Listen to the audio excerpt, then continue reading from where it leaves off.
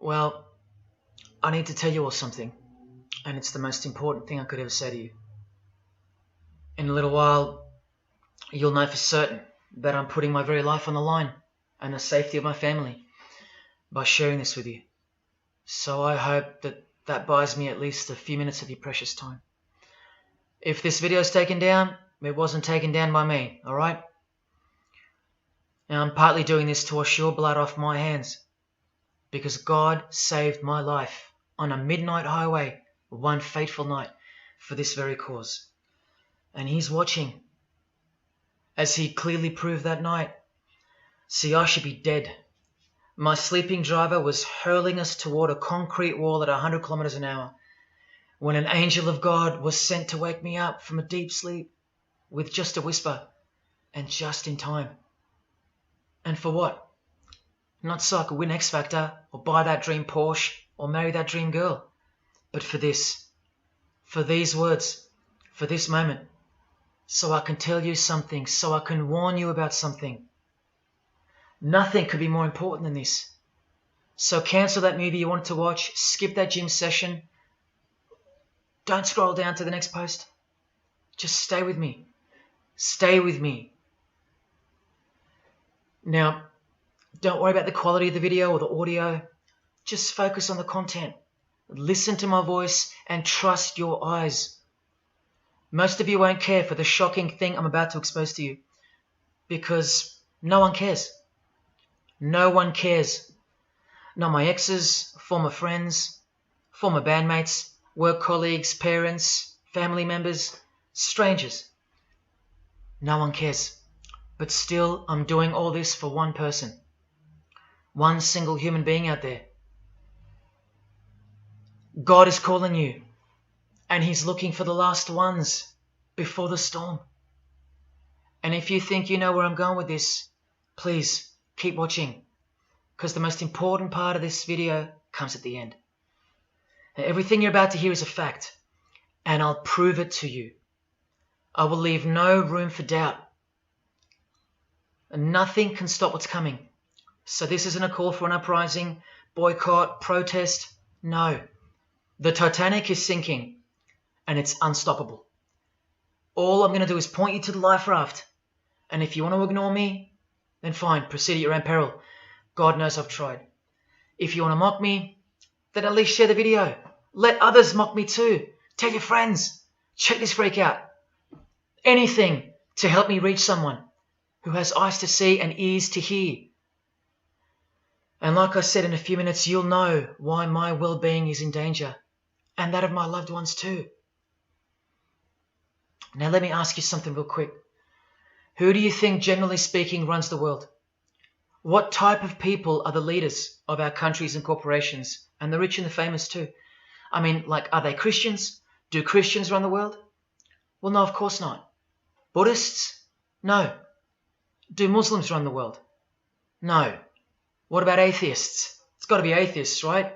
Because we've come such a long way as a society, and atheism is the rational state of mind for the modern type of person, right? No. What about a mixture of people? Different types of people run the world. Let me tell you something.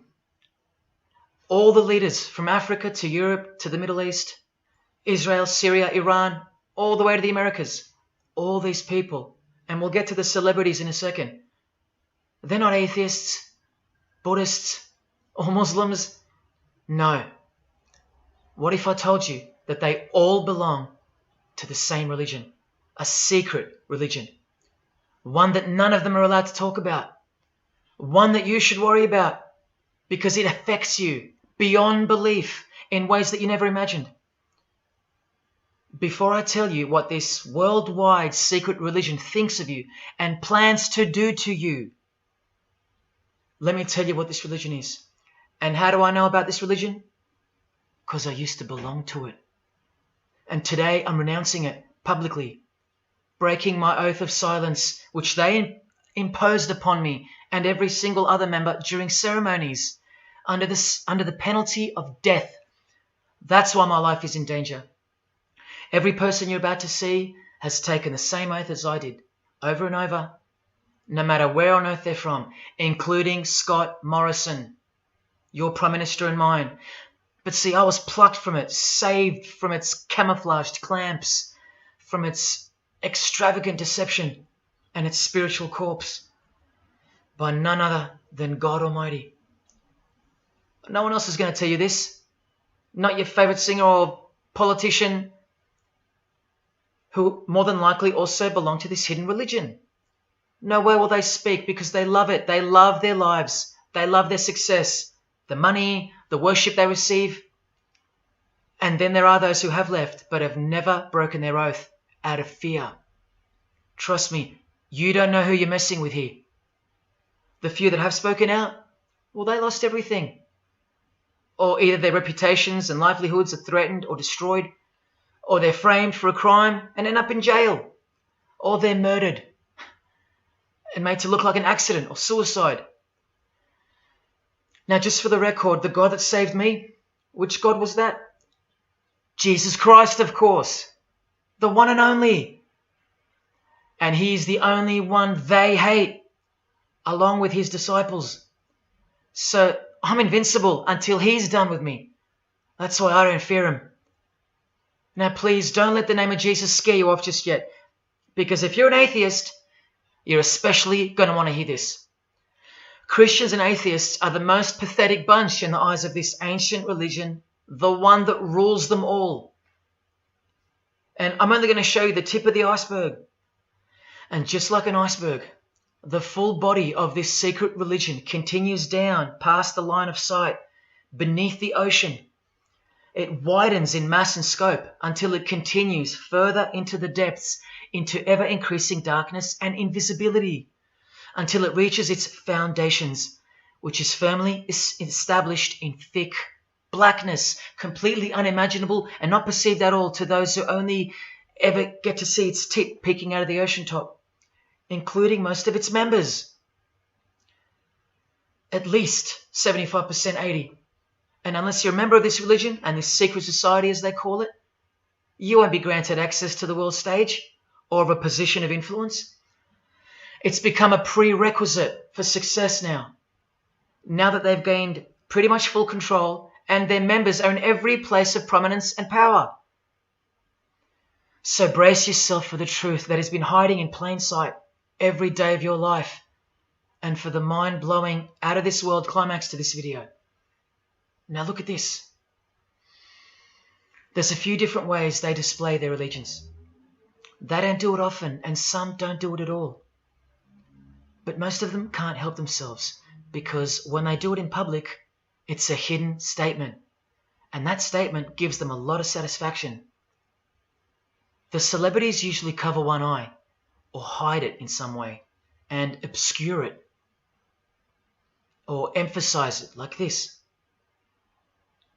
Or they close one eye, or peek through it, through this hand gesture, all to highlight one single eye. It's called the all-seeing eye.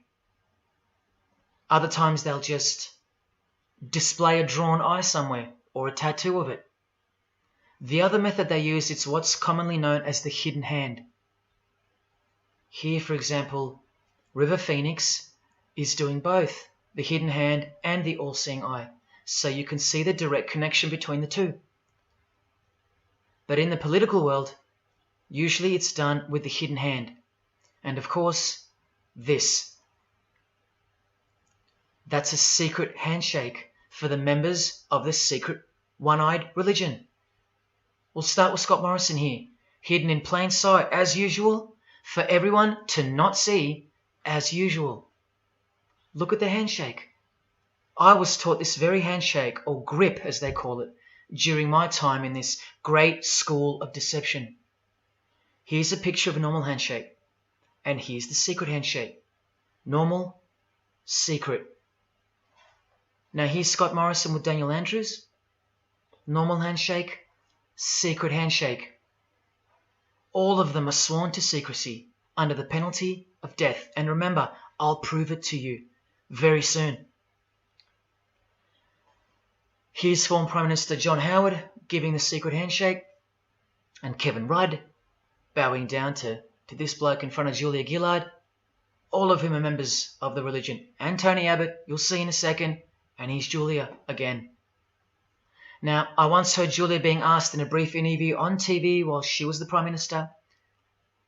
The interviewer asked her, "What religion are you?" My ears pricked up as I was eating breakfast and I froze to hear the answer. And she actually said, with a sinister smirk, "I'm a member of a secret society. Next question, please." And what happened? Nothing. No one cared. No one cared that the person who represents them just confessed that she's a member of a secret society, when the Australian society is at large the only society that should matter. And why is it a secret in the first place? I'll show you. Very soon you'll know their beliefs, and you'll know their master plan, and you'll know why they take such extreme precautions with such hideous oaths of silence under the unbelievable penalties, including death, to stay hidden from the public. So what's the name of this religion? Well, I'll tell you right now.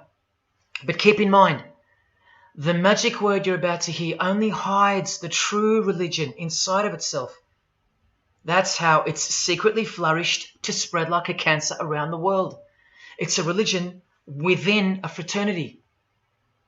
The name of the international fraternity, the one that camouflages, conceals, and cloaks the secret religion inside it, is this: Freemasonry. This is their official symbol, the square and compass. Sometimes with a G in the middle, and sometimes with the eye, the all-seeing eye.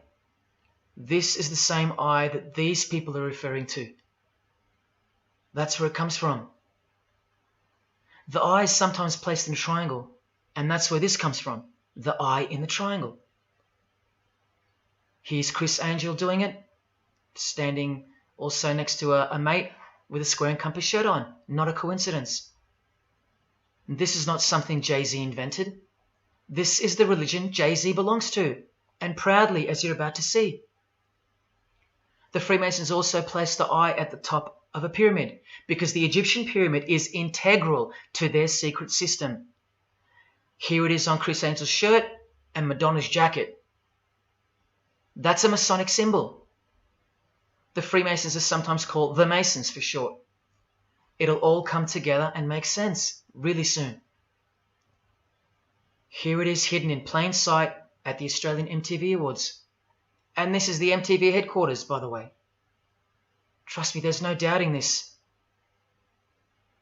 Here's the same eye in a pyramid on a Crowded House logo. Yes, initiated Freemasons.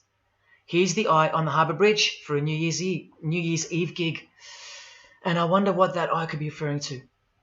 So what's the connection?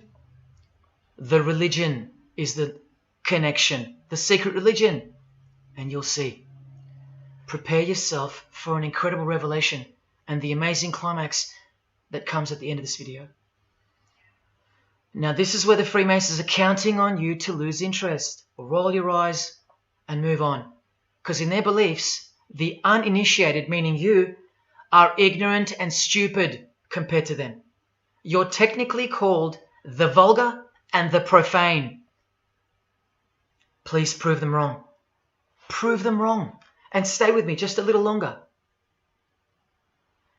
Now the secret identity of this one eye lies in the heart of this religion that lives, breathes, feeds and grows deep inside of Freemasonry.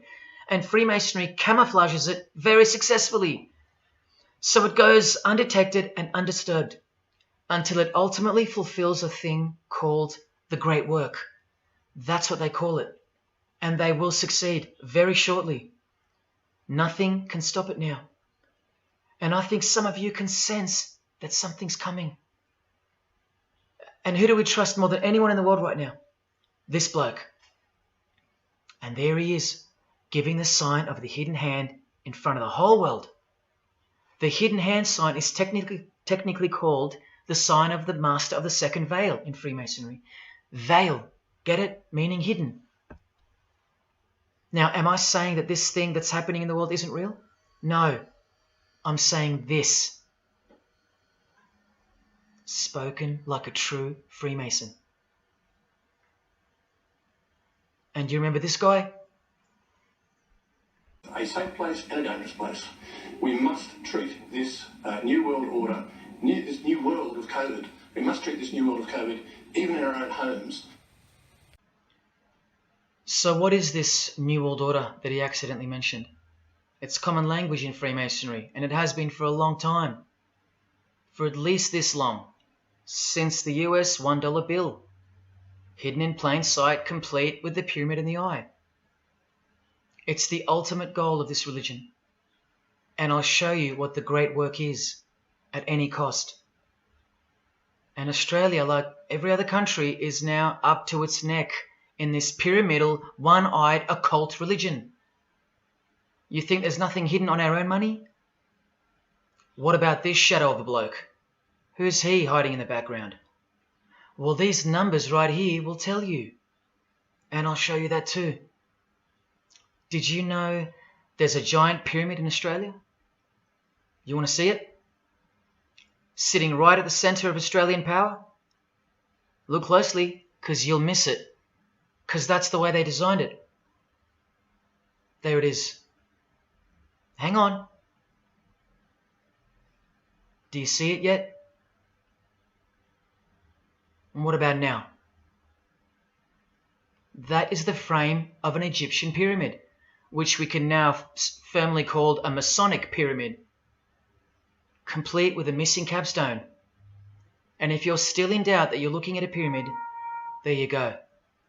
A perfect to-scale pyramid hiding out of sight inside the giant frame that surrounds it. This is going to be so unbelievable to you that you probably won't believe it. Or if you're that far gone, if you really have lost touch with your own soul, you won't care. And you'll miss the opportunity to have your own eyes open first to the worst news and then to the best news you could ever wish for on this God-forsaken planet in which you're destined to lose everything you have and everything you love until eventually you lose yourself. We have to establish what this religion that's hiding inside of Freemasonry actually is, and we will. And it's shocking, but it's reality. The symbol of the Freemasons itself is not what it seems. It's a squaring compass on the surface, but it conceals something that'll become obvious when I show you.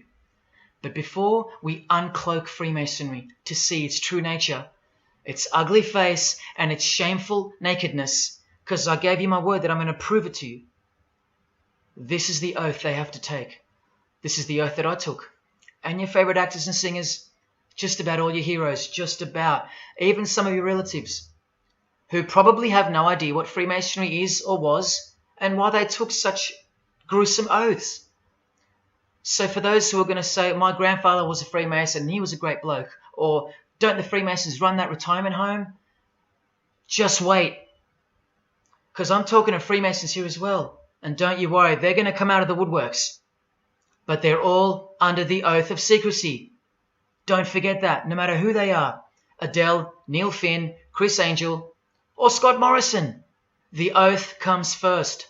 And here it is. This is taken from an official Masonic publication, not intended for the public. This is Duncan's Ritual of Freemasonry.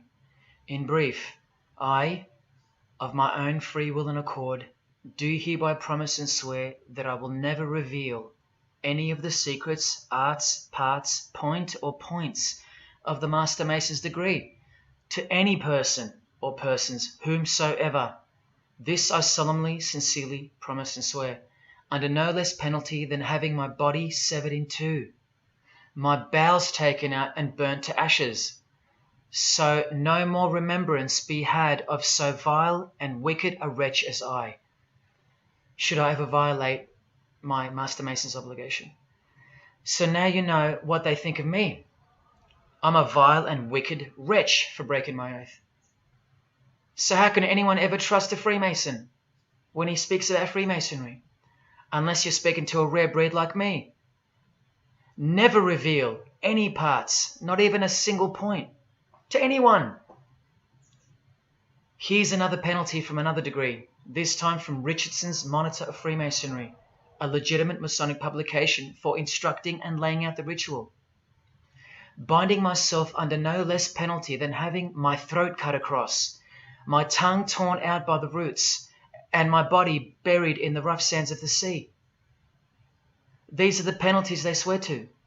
And yes, the lodge has penal authority to execute. This is how they look when they're initiated. They have to remove all their clothing and jewelry, including wedding rings, crucifixes, the most meaningful things to them, no matter what. They have to go, because complete allegiance to the society is required. You're blindfolded at every initiation because you symbolize someone who lives in utter darkness before you receive the light of Freemasonry. And that light will become so obvious to you in a bit. The secret that is being unveiled by incremental degrees to the candidates in the lodge is staring us in the face in daily life. And that truth is pretty scary if all you know and all you have is this world. But they know much more than that. At one point, when the blindfold comes off, this is what you're surrounded by. Blokes dressed like this, holding swords to your face. And that's nothing compared to what comes later. So your own wife or daughter don't qualify for discussion in these matters, unless they too are initiated to the same level as you. So please don't tell me that your grandfather or your neighbour is a Freemason and that there's nothing wrong with Freemasonry. How would you know when they're under oath never to reveal anything to anyone? The whole successful system is constructed by the art of lying to the public and to their own members of lower degrees. And we trust these people? Now here are the illustrations for the signs and handshakes. And you only receive them after the oath has been taken. This is the sign you do upon entering and exiting the ritual room while facing the Grand Master. It stands for throat slit, and it goes like this. A continual reminder of where you are and what awaits you if you have a change of heart or rebellious spirit. And here you have the illustrations of the secret handshakes. Look familiar? And this is the sign of the Master of the Second Veil. See? Purely Masonic. You don't pick this stuff up off the street. Now this is how it's generally executed in the public arena.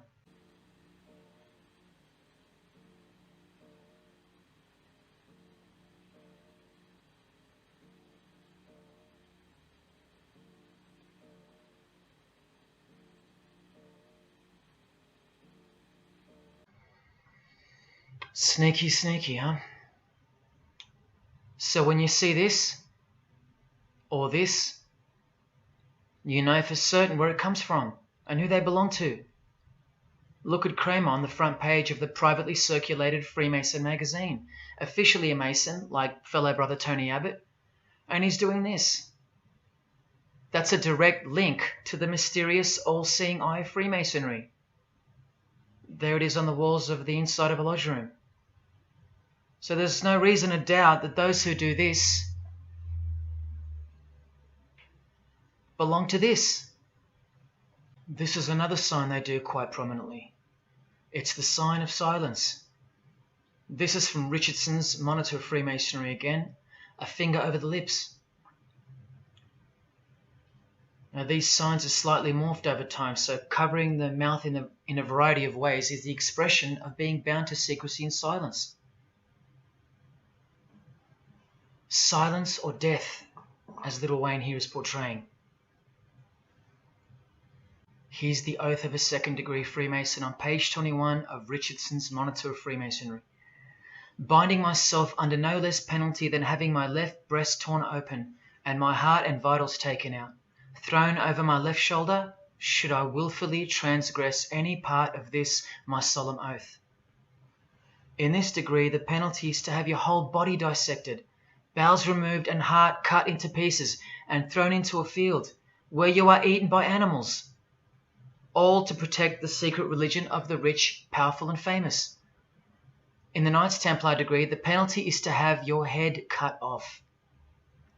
Listen to this penalty, and this one has happened throughout history more than any other, because it works so well without having to resort to death or the threat of death, and it's easier to execute. Now, this applies to all areas of industry. It's done through the ruining of your reputation by fellow Freemasons, pointing him out to the world as an unworthy vagabond, by opposing his interests, making life very hard for you, by deranging his business, by transferring his character wherever he may go, and by exposing him to the contempt of the whole fraternity, the secret society, and the world. Wow. How many people do you think they've threatened, ruined, framed, cheated, and utterly destroyed to protect their secret religion? And in case you think the Masonic Lodge hasn't got the authority over the initiates, especially the ones in the higher degrees, this is from the Encyclopedia of Freemasonry. Under mandate, the orders and decrees of the Grand Master or of a Grand Lodge are called mandates, and implicit obedience to them is a Masonic obligation. And in Sickles' Monitor of Freemasonry, you plainly see they have a right to kill. A lodge has a right to exercise penal authority over its members, exercise the penalties. So don't let a Mason tell you, oh no, that's just symbolic, the oath. Their laws are above the law of the land, and the proof are the oaths themselves. Because in normal society, you can't ask someone to accept having their throat slit as a penalty in order to be a member of any club or workplace. Unheard of. But not in Freemasonry, not in the secret society world. I told you, you don't know who you're dealing with and what's coming for us all. Here's what they think of the public. Here in speaking to the candidate, it's stated, but have a care not to defile the sanctuary by a spirit of curiosity, meaning don't try to join us just for fun. And take care not to increase the number of the vulgar and profane, meaning don't invite too many outsiders to join because they're vulgar and they're profane. This is more or less an invitation-only fraternity. Here from the Encyclopedia of Freemasonry again, written for Masons only and written by 33rd degree Masonic legend Albert Mackey, stating the same thing. Masonic definition of profane. One who is ignorant of the sacred rites of Freemasonry. One who is not allowed to enter the temple and behold the mysteries. And here, being uninitiated. That's the world at large.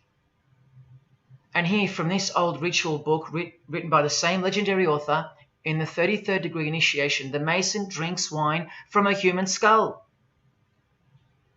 which has been the cause for a few to leave Masonry, because they wonder, whose skull is this? In the 30th degree, part of the ritual involves stabbing skulls. Illustrated right here. The process of submitting the member further and further involves things like this. See, the candidate who's seeking admission into the next degree to receive more light has to be humiliated and intimidated. This guy here has his foot on the candidate's head. This is what our celebrities and politicians and the most prominent members of our society have done and continue to do. No one is exempt from this. And this is the intimidating and frightening path that you must take that binds you to the secret society before you are revealed the true beliefs of the religion. So can you see the risks I'm taking? You have to stay till the end. Don't let me down. Don't let yourself down or your fellow man. Believe me, it'll be worth it. Now here's one of the 3 greatest Freemasons of all time, who actually helped construct the 33 degrees or rituals of modern Freemasonry, Albert Pike. A hideous man with a deeply complicated mind, and one who will soon help you to see who they really are. This is how important he is to Freemasonry. He's buried here, in the House of the Temple, a Washington Masonic Lodge, just around the corner from the White House. He was called the Grand Commander Sovereign Pontiff of Universal Freemasonry, a giant of this secret society, the only Confederate general who has his own statue. And who were the Confederates? The dudes that fought for slavery, not against it, defeated by Abraham Lincoln, who was surrounded by these Freemasons, and who was assassinated by this one, John Wilkes Booth, doing the same sign of the Master of the Second Veil. A Freemason assassinated Abraham Lincoln. Undisputable when you have the eyes to see. Now, Albert Pike writes in his colossal work, which some refer to as the Bible of Freemasonry, called Morals and Dogma, and on page 113 he says, "What can there be in common between the vile multitudes and the sublime wisdom?" That's what Freemasons possess, sublime wisdom. That's what their secret is. It's sublime. The secret I'll reveal to you. Now, just quickly, here's Freemason Kanye West. Here he's giving the Masonic grip to his brother Mason Jay-Z. Look at the lapel he's wearing in this picture. It's the same double-headed eagle as on the front cover of the so-called Bible of Freemasonry, Morals and Dogma, written by the Grand Commander Sovereign Pontiff of the religion that Kanye and Jay-Z have been sworn into and thus granted access to international success. His Christian conversion isn't what it seems, and you'll soon see what job he has to do. Now look at what else Freemasonry thinks of the uninitiated, from the words of the Grand Commander himself. The truth must be kept secret, and the masses need a teaching proportioned to their imperfect reason. I hope you're listening, because we're about to get going here. These truths were covered from the common people as with a veil. There's that veil again. And the mysteries were carried into every country. Freemasonry was secretly imported from the East into the whole world to weave its web in the darkness to increase and advance its agenda. The sages, meaning the enlightened ones, always had an esoteric creed, unknown to the vulgar. And here he says, to the end that the vulgar herd, seeing, might not see anything, and hearing, might comprehend nothing. Are they right? Am I wasting my time, laying it all down for nothing? Because they know you so well? Your favorite celebrity and politician's secret religion is beyond the reach of the vulgar. Vulgar is what you are to them. He won't tell you. She won't tell you.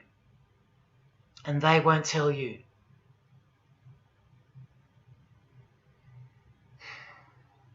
Because the other obscene penalties from the rituals of Freemasonry include having your ear and hand chopped off, or both hands, being hung in your own home, and my personal favourite, having the top of your skull cut off so your brain is cooked in the sun. Now, can you imagine what they're hiding? And then the ritual monitor goes on to illustrate the same secret handshakes and signs. Hidden hand, sign of silence. These people mocking us, sometimes to our face with their symbolism, while we respect them, admire them, and sometimes even love them and idolize them. All of them partaking in the same initiation rituals, to belong to the secret society, a prerequisite for success, to belong to the religion that gives you everything you want, everything your heart desires. While the Gospels teach accurately that the heart is wicked. Now here is a practical example of how Freemasonry comes first, even above the title of president.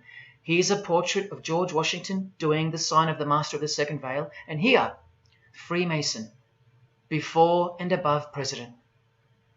And if you think that's just by chance that they put the word Freemason above president, then here, read this genuine quote from Harry Truman. This should tell you how deep the consequences of Masonic initiation go and what lies deep within. It's Freemasonry above everything else. There's the Queen showing her allegiance over and over. And here's the Queen leaving a very special hospital with a very special nurse. And this was the Queen's father, fully dressed in his Masonic regalia and that God-forsaken apron they wear, which also hides something, just like the square and compass. In fact, what the apron hides is what the square and compass really represents. And it's staring you right in the face. Can you see it yet? Prince Charles, handshake, hidden hand. Prince Harry, Prince William, And here is the Grand Master of English Freemasonry, Prince Edward, also in full gear. What a lovely looking chap. And now he's giving the Masonic grip in front of this stone that was placed there to memorialize his visit to Cape Town Lodge. And what about this guy? Prince Philip, husband of the Queen. Do you remember him saying this? Yeah, and here's the article in case you think he didn't. Initiated member. Do you slowly see what the Masonic mindset is? We are beneath them. And the craziest thing is, if they can turn you into what they think of you, then you deserve what's coming. It's a natural law. It's the law of nature. And I'll soon show you their real Bible, for lack of a better term, which justifies it all, and the one which guides their morals. And it makes a lot of sense, because the power of the deceptive phenomenon of Freemasonry lies in the fact that it contains real truth, intertwined with untruth. Now, this actual book that guides their morals and plans, it isn't written by hand, and it's been around longer than the Bible. So they think it's purer, sublime as they call it. And it's the foundation on which the religion is built upon. And that Bible, so-called, that unwritten Bible, is the key to unlocking its secrets. I'm going to hand you that key. And it's all going to come together like a flood. So they're going to own it all by their own words and actions. And they're going to introduce us to a new system of life, but only after a number of shocking events take place, which I'm so close to telling you about. But first, I have to tell you the name of the secret religion and the identity of the I. Now, for the few of you that think of hospitals and charities and nursing homes when you hear the word Freemason, a word which I soon hope to never speak again after this video, well, it's a front, a cover story, and like everything else in this presentation, I'm going to show you. This too is for the poor Freemasons that are going to have the call to make an appearance in the comments section trying to defend their beloved fraternity. This is 33rd degree Freemason Manly Hall, who was named Freemason of the Century by the Scottish Rite Journal in 1990. And you'd be surprised how many Masons haven't heard of him, because they don't bother entering the Masonic library and searching out the mysteries themselves. These same Masons think they know something, and they parade themselves on websites and social media, calling people like me, oh, he's just an anti-Mason, anti-Mason. Blind fools at best, deceivers at worst. Well, the Freemason of the Century wrote in this book, and in this chapter, Freemasonry is a fraternity within a fraternity, an outer organization, concealing an inner brotherhood of the elect. One visible and the other invisible. The visible society is a splendid camaraderie of free and accepted men and women, enjoined to devote themselves to ethical, educational, fraternal, patriotic, and humanitarian causes and concerns like hospitals and charities. But the invisible society is a secret and most august fraternity whose members are dedicated to the service of a mysterious arcanum arcanorum, meaning mystery of mysteries. Now I wonder what that could be. So once again, don't listen to the lost or deceptive Masons that'll come here trying to cheat you from the truth, telling you that I don't know what I'm talking about or calling me an anti-Mason. Because there you just heard it. There's a Masonry for the majority of Masons, and then there's the real thing, the secret religion, which should shock you when it's announced. These same lost or deceptive Masons also love to repeat, like parrots, that Freemasonry is not a religion. Well, what does the Freemason of the Century have to say about that? From this book, he writes, Masonry is essentially a religious order. Not just a little bit religious, but essential. And here, the iconic giant of Freemasonry says in Morals and Dogma, every Masonic lodge is a temple of religion, and its teachings are instructions in religion. So please, Sit down, Masons, because Freemasonry is a religion. And soon, I'm going to tell you what it's really called. Now look at this from the same book, and speaking about fellow Freemasons being initiated in the lodge room. Part of the symbols are displayed there to the initiate, but he is intentionally misled by false interpretations.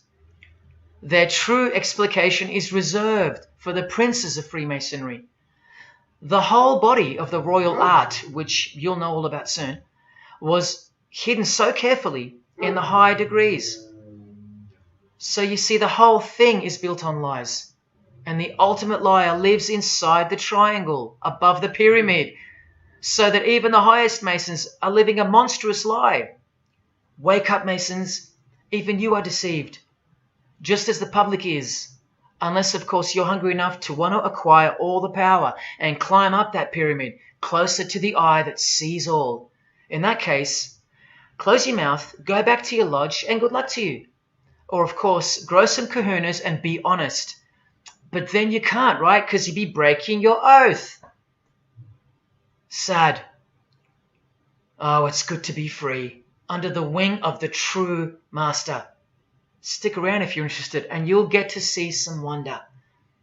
When I pull that cloak called Freemasonry right off, and those that are still here watching will get to see the true colours of the nakedness and the horror of the Masonic Lodge, and the religion that rules them all. Another thing that Masons will repeatedly say is that this has nothing to do with Freemasonry, and it's just a conspiracy theory. Well, the 33rd degree Freemason of the century also wrote this book about 100 years ago, The Secret Destiny of America, and look at the front cover.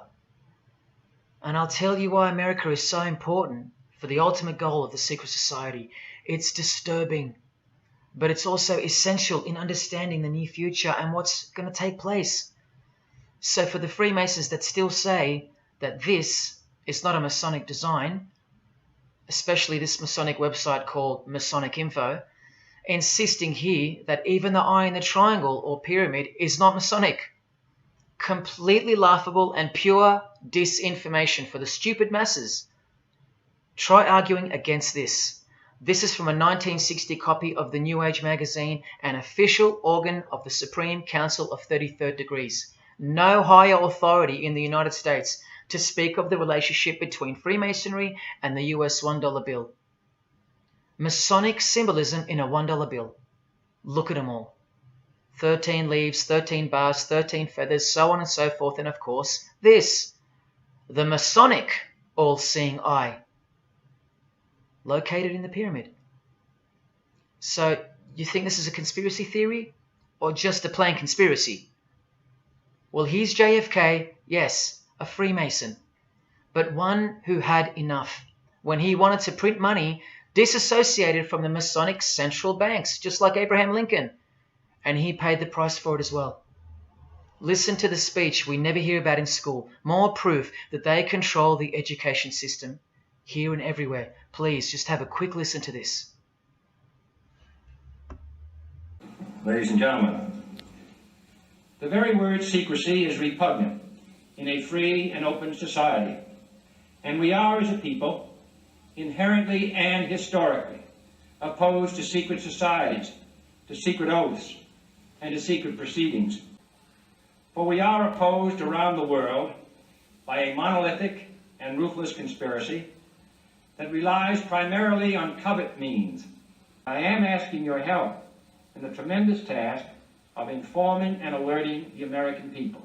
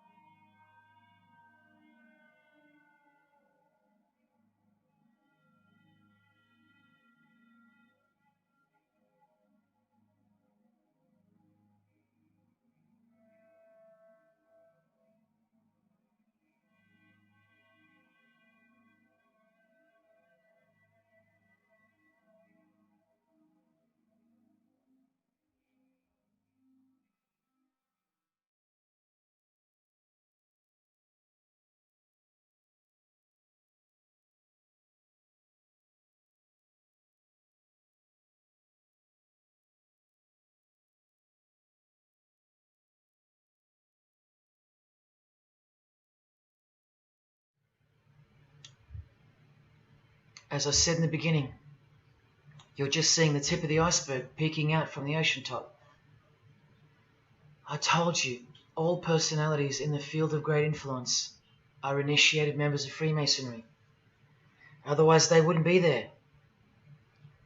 Within 60 seconds of me telling you what international Freemasonry really is, I'll prove it to you. Unequivocally, within 60 seconds. And then I'm going to drive it home, and then I'm going to show you what they're planning with this new age they're implementing, and then the conclusion, which is by far the most important part of this presentation. So when you hear me tell you the truth in just a moment, don't switch off in disbelief because you can't believe that your favorite idol or whoever could possibly be involved, like you know them or something. You don't know these people. You do know that they're under oath never to reveal their beliefs to you. The vile multitude. It's time to trust your eyes now, not your feelings, especially after all that I've shown you. This is why the secret religion is so hidden. This is why it's so ingeniously designed through layers of lies upon lies, cloak upon cloak, and oath upon oath, concealing the truth for its chosen few. What is Freemasonry? What is the most secret yet most powerful religion in the world? Well, that's easy. We live in an evil, evil world. So there's only one religion that befits it. Freemasonry is Satanism in disguise. Now start the clock. From Morals and Dogma, prepared for the Supreme Council for 33rd degree. That's the highest degree in Freemasonry, and written by the undisputed heavyweight champion of modern Freemasonry, Albert Pike. On page 321, he boldly states, Lucifer, the light bearer. Strange and mysterious name to give to the spirit of darkness. Lucifer, son of the morning. Is it he who bears the light? Doubt it not. Did you hear that? Lucifer is God, and do not doubt it. Come on now, stay with me. Here from the Encyclopedia of Freemasonry, written by 33rd degree Freemason, a beloved member of the craft, Albert Mackey. He tells us whose name represents the good principle in Freemasonry's secret worldview. Writing under the Masonic meaning of the word pentagram, he says that the pentagram, depending on its position, represents good or evil. See how he puts the positive aspect in the first position? Good first, evil second. Good or evil, light or darkness, victory or death, initiation or profanation, Lucifer or Vesper. Lucifer is good. Lucifer is light. Lucifer is victory. And Lucifer is true initiation. See, if you're not initiated, you're profane. If you haven't figured out that God is Lucifer, you're vulgar and profane. You're stupid, in their own words. That's the beginning of their big secret. God is the devil, and we're already in hell right now. Now from the Freemason of the Century, Manly Hall, and this will make it 3 out of 3 legends of Freemasonry stating the same thing. In The Lost Keys of Freemasonry on page 76, when the Mason learns that the key to the warrior on the block is the proper application of the dynamo of living power, he has learned the mystery of his craft. The seething, surging energies of Lucifer are in his hands. Do you see? The world's hidden religion, with its universal one-eye symbolism, who was revealed slowly and by degrees only to its dedicated members, is Satanism, or Luciferianism as they prefer to call it. Now all the oaths make sense, don't they? Now all the rituals make sense. Now all the penalties make sense. And their secret signs and symbols and handshakes all make sense. While the bulk of Freemasons make the external image of the fraternity and know nothing of who rules over them and who or what they're protecting. But which craft do you think the Freemason of the Century is talking about here? Which craft? Which craft? Which craft? witchcraft. You need to slowly wake up now. Witchcraft is the royal art of Freemasonry, jealously guarded and reserved for the few. I'll show you clear as day that this is in fact true. This is the symbol of Satanism. And this is the symbol of the lodge of female Freemasonry called the Order of the Eastern Star. Look at that. Satanism, Freemasonry. Trust your eyes. This is the symbol of the Church of Lucifer, founded by a 33rd degree Freemason, which I'll prove. Look at the Masonic squaring compass in the design. The Church of Satan and Lucifer, two sides of the same coin, nurtured and brought to an organized international level of power and influence by Freemasonry, in secret, and all done right under our noses. And if you think that your politicians or religious leaders or favorite idols can't be a part of this, you have to try and snap out of it, or suspend your everyday beliefs just for a moment, and I will clearly show you how it's not only possible, but it's actual. Please, I feel like it's now or never. If you don't get a glimpse of this now, then when? Who else is going to tell you this? When will you next be confronted with this? This is reality.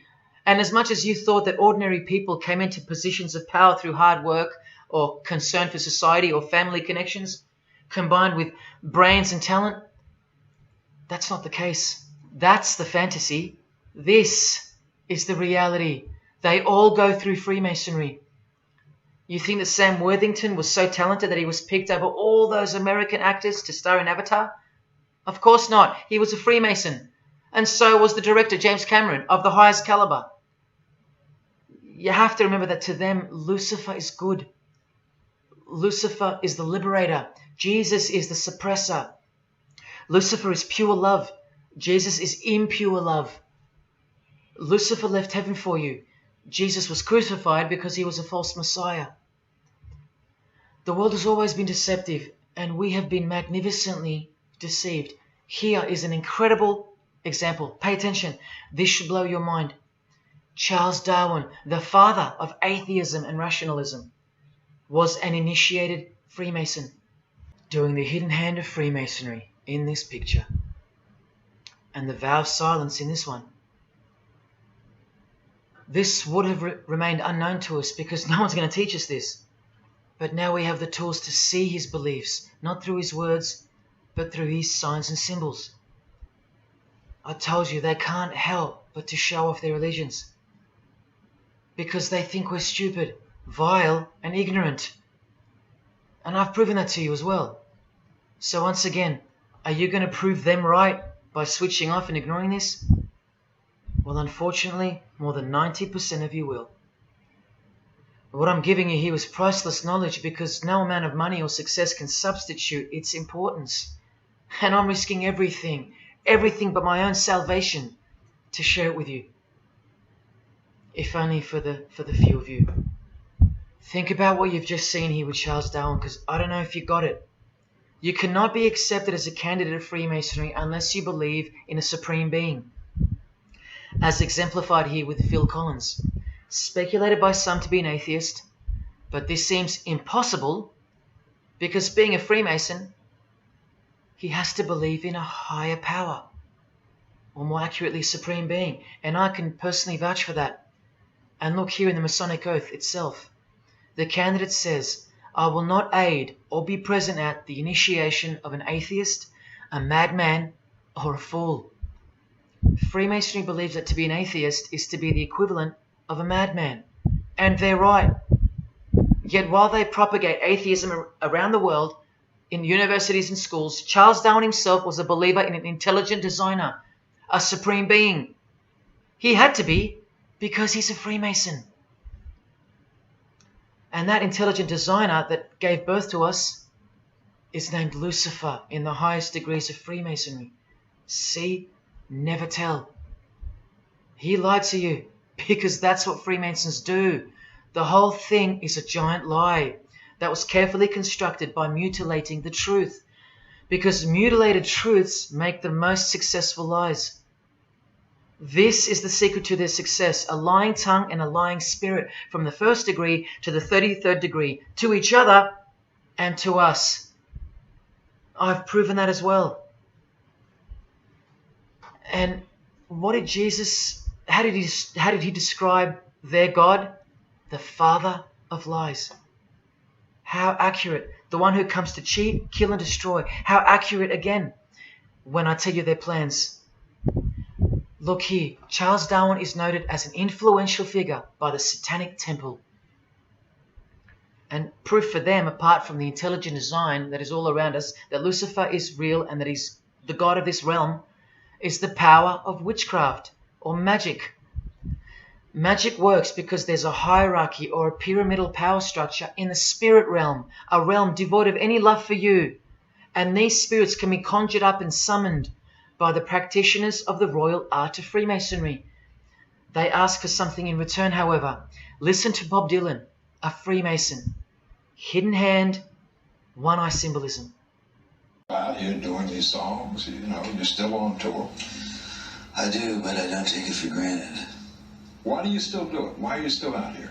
Well, it goes back to the destiny thing. You know, I made a bargain with it, you know, a long time ago, and I'm holding up my hand. What was your bargain? To get where I am now. Should I ask who you made the bargain with? with the chief commander. On this earth? And in this earth, and then in the world we can't see. How does one communicate with Bob Dylan's chief commander, Lucifer? By the jealously guarded royal art of Freemasonry, witchcraft. This is from the Encyclopedia of American Religions. Secrecy is bolstered by a system of initiations and degrees, the Freemasonic system. The material which is kept secret is the magical knowledge of the group. This knowledge may consist of rituals and powerful magical formulas. Do you think J.K. Rowling isn't a Luciferian? In this article, J.K. Rowling reveals the inspiration behind the Deathly Hallows symbol. And what is it? The Masonic squaring compass, with the one eye that all the celebrities mimic. That's the inspiration. They're all members of the secret society. If you think that doesn't prove anything, here she is with her new tattoo. It says Solve Coagula. Also a song title by fellow Freemason Marilyn Manson. And where does it come from? Here, the Baphomet. The image of Lucifer as conceptualized by another Freemason, Eliphas Levi, in his book, The Doctrine of Transcendental Magic. This horrid thing, with breasts, a penis, and a goat's head with 2 horns, has these words written on its arms, Solve Coagula. The impact of the meaning of these 2 words should disturb you to soberness when I tell you about them. Because apart from other things, they involve the process in which the new system will be implemented at unbelievable cost to you and I. Here's a statue of the Baphomet at the temple, Satanic Temple, complete with 2 little kids admiring it. That's J.K. Rowling's religion, Satanism. The secret religion for the highly evolved and the highly successful. Welcome to the real world. The same Masonic author writes in The Doctrine of Transcendental Magic, in the ceremonies practiced at reception by all secret societies, there are found indications of a doctrine which is everywhere carefully concealed, and that is witchcraft. And in his History of Magic, he tells us it is the royal art. And that's what Freemasonry calls it. And where did he get his inspiration for the Baphomet? From the Knights Templar, another secret society who were banned, and some of its members were executed in the 1300s for glorifying evil, as it's openly stated here in the Satanic Rituals. And where do modern day Knights Templars reside now? Within high degree of Freemasonry, right here. Again from the encyclopedia, and listen to this. The continuing impact of speculative Freemasonry, which means modern day Freemasonry, provided fertile soil in which new magical orders could grow. Magical orders, meaning other branches of secret societies, of which Freemasonry is the umbrella. Because Freemasonry is the king of secret societies. Just like JFK tried to tell us, it's the prestigious channel that one must go through. And it is the reason that the oldest religion in the world has made a colossal comeback and is now on the brink of success. Which, as I said, nothing can stop now. And again from the encyclopedia, the groups wear ritual garb and meet in magical lodges. And where do Masons meet? In the Masonic Lodge. Like here with a magical pentagram on their checkered floorboard. Are you believing your eyes? Or are you making excuses? Here's another statue of the Baphomet at a satanic temple doing the sign of the horned god Lucifer. The hand sign mimicking the horns on his head. And of course the upside down cross. And here's Barack Obama doing the same sign. And the sign of silence with a twist. Who do you think he's mocking here? You and I. But mainly Christians. Because Christianity is the one force that has stood between you and the inconceivable horror that is awaiting us and is on its way. Here's an article on Barack Obama, and that's his hands adjusting his presidential seal. And there's his Masonic ring, and the sign of the devil's horns, over and over. Freemasonry and Satanism are intertwined. Look at these Masonic politicians throwing up the devil's horns. George W. Bush. Look how sneaky and sinister the look on his face is here. And the manner in which he's delivering the sign. In front of the whole world. Is he a fan of rock music? Is he saying I love you in sign language for the deaf, like some people like to say? This is his fraternal order called Skull and Bones, also known as the Order of Death, where you lie naked in a coffin with what's called a temple prostitute during initiation. Clearly a Masonic order, with this guy displaying the hidden hand of Freemasonry. In Stanley Kubrick's last movie before his death, he's telling you that all prominent members of industry, including politics, as the movie goes on to show, are members of a satanic secret society. In it, he shows the members engage in an orgy and feast after the ceremony of dedication to their horned god. To identify which secret society he's referring to, he leaves the clues in the artwork. Not once, not twice, but 3 times. The One-Eyed Religion. And who do you think the title of the movie is dedicated to? None other than the stupid, ignorant, and uninitiated masses watching the movie. And you know it now. He knew that when we'd leave the cinema, we'd be commenting on the performance of Tom Cruise, or giggling about the orgy scene, or just being disappointed because the movie went too long, or some other meaningless critique, with eyes wide shut. Look at the cover of his other movie, A Clockwork Orange. The eye on top of the pyramid. And on his shirt, the word devil in Italian. Let me take it up a notch, in case this isn't registering. Listen to the founder of the Satanic Church, Anton LaVey, tell us in his book, The Satanic Rituals, which is a companion to the Satanic Bible, Masonic orders have contained the most influential men in many governments, and virtually every occult order has many Masonic roots. This is back in 1972 he said this. Now 40 years later it should read all governments, not many. And why is the founder of the Church of Satan talking about Freemasonry, the most respectable and charitable fraternity in the world, that no one seems to talk about and that we never hear about in school? This is why. Because the Satanic Ritual is a blend of Gnostic, Kabbalistic, Hermetic, and Masonic elements. That's crazy, because Freemasonry is a blend of Gnostic, Kabbalistic, and Hermetic elements too. Any Masonic writer will confirm that. But how can that be? Because Freemasonry is Satanism in disguise. On page 106, every rite of the Black Order employed Masonic principles.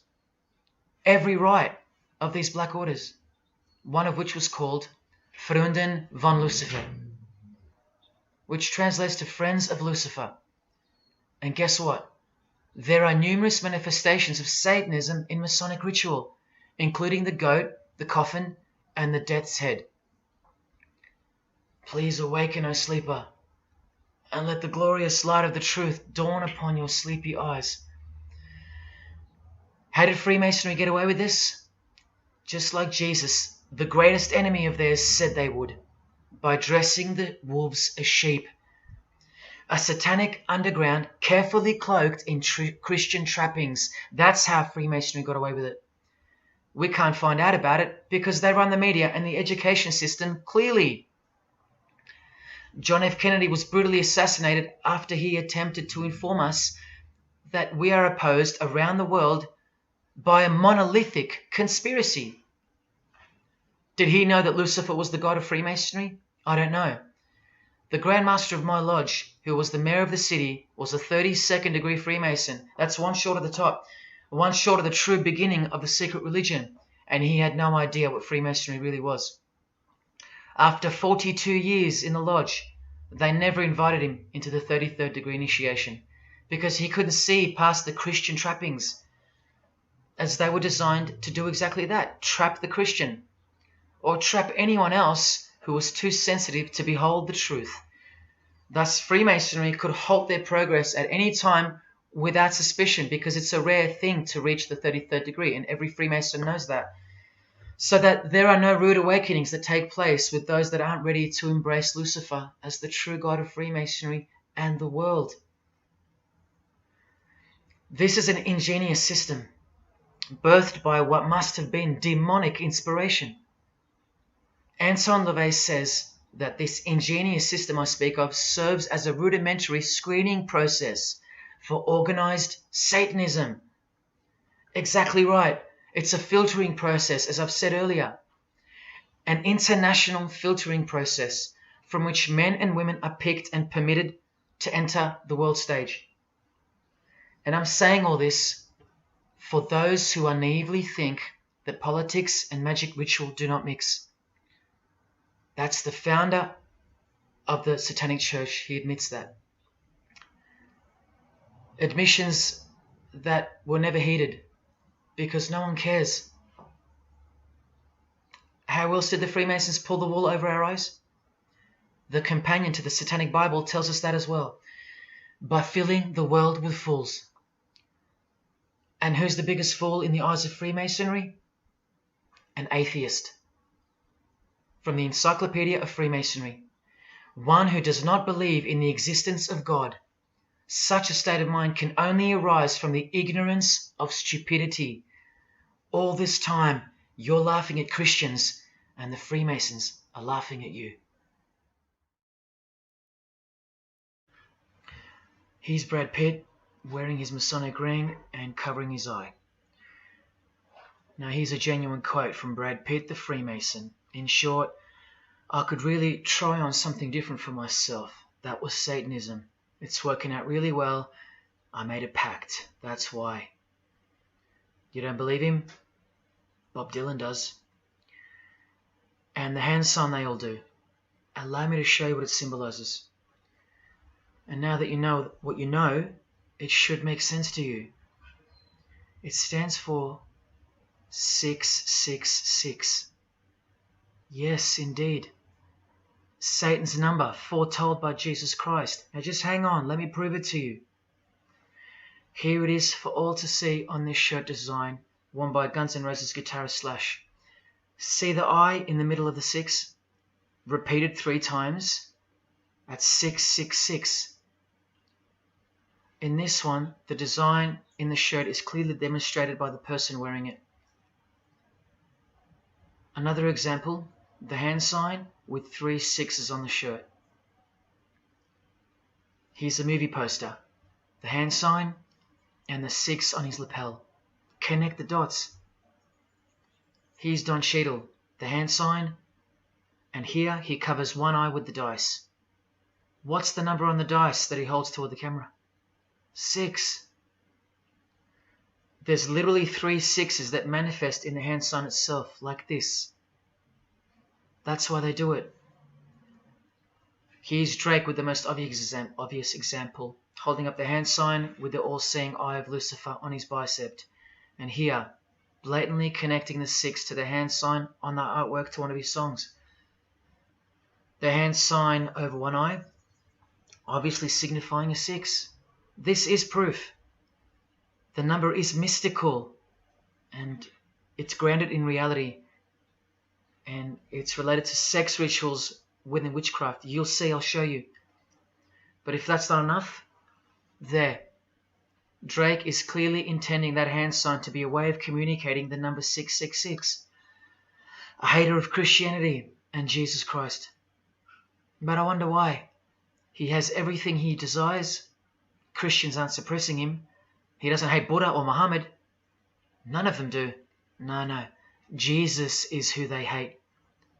But they protect Freemasonry by communicating its presence in their lives, not by word, but by symbols and signs.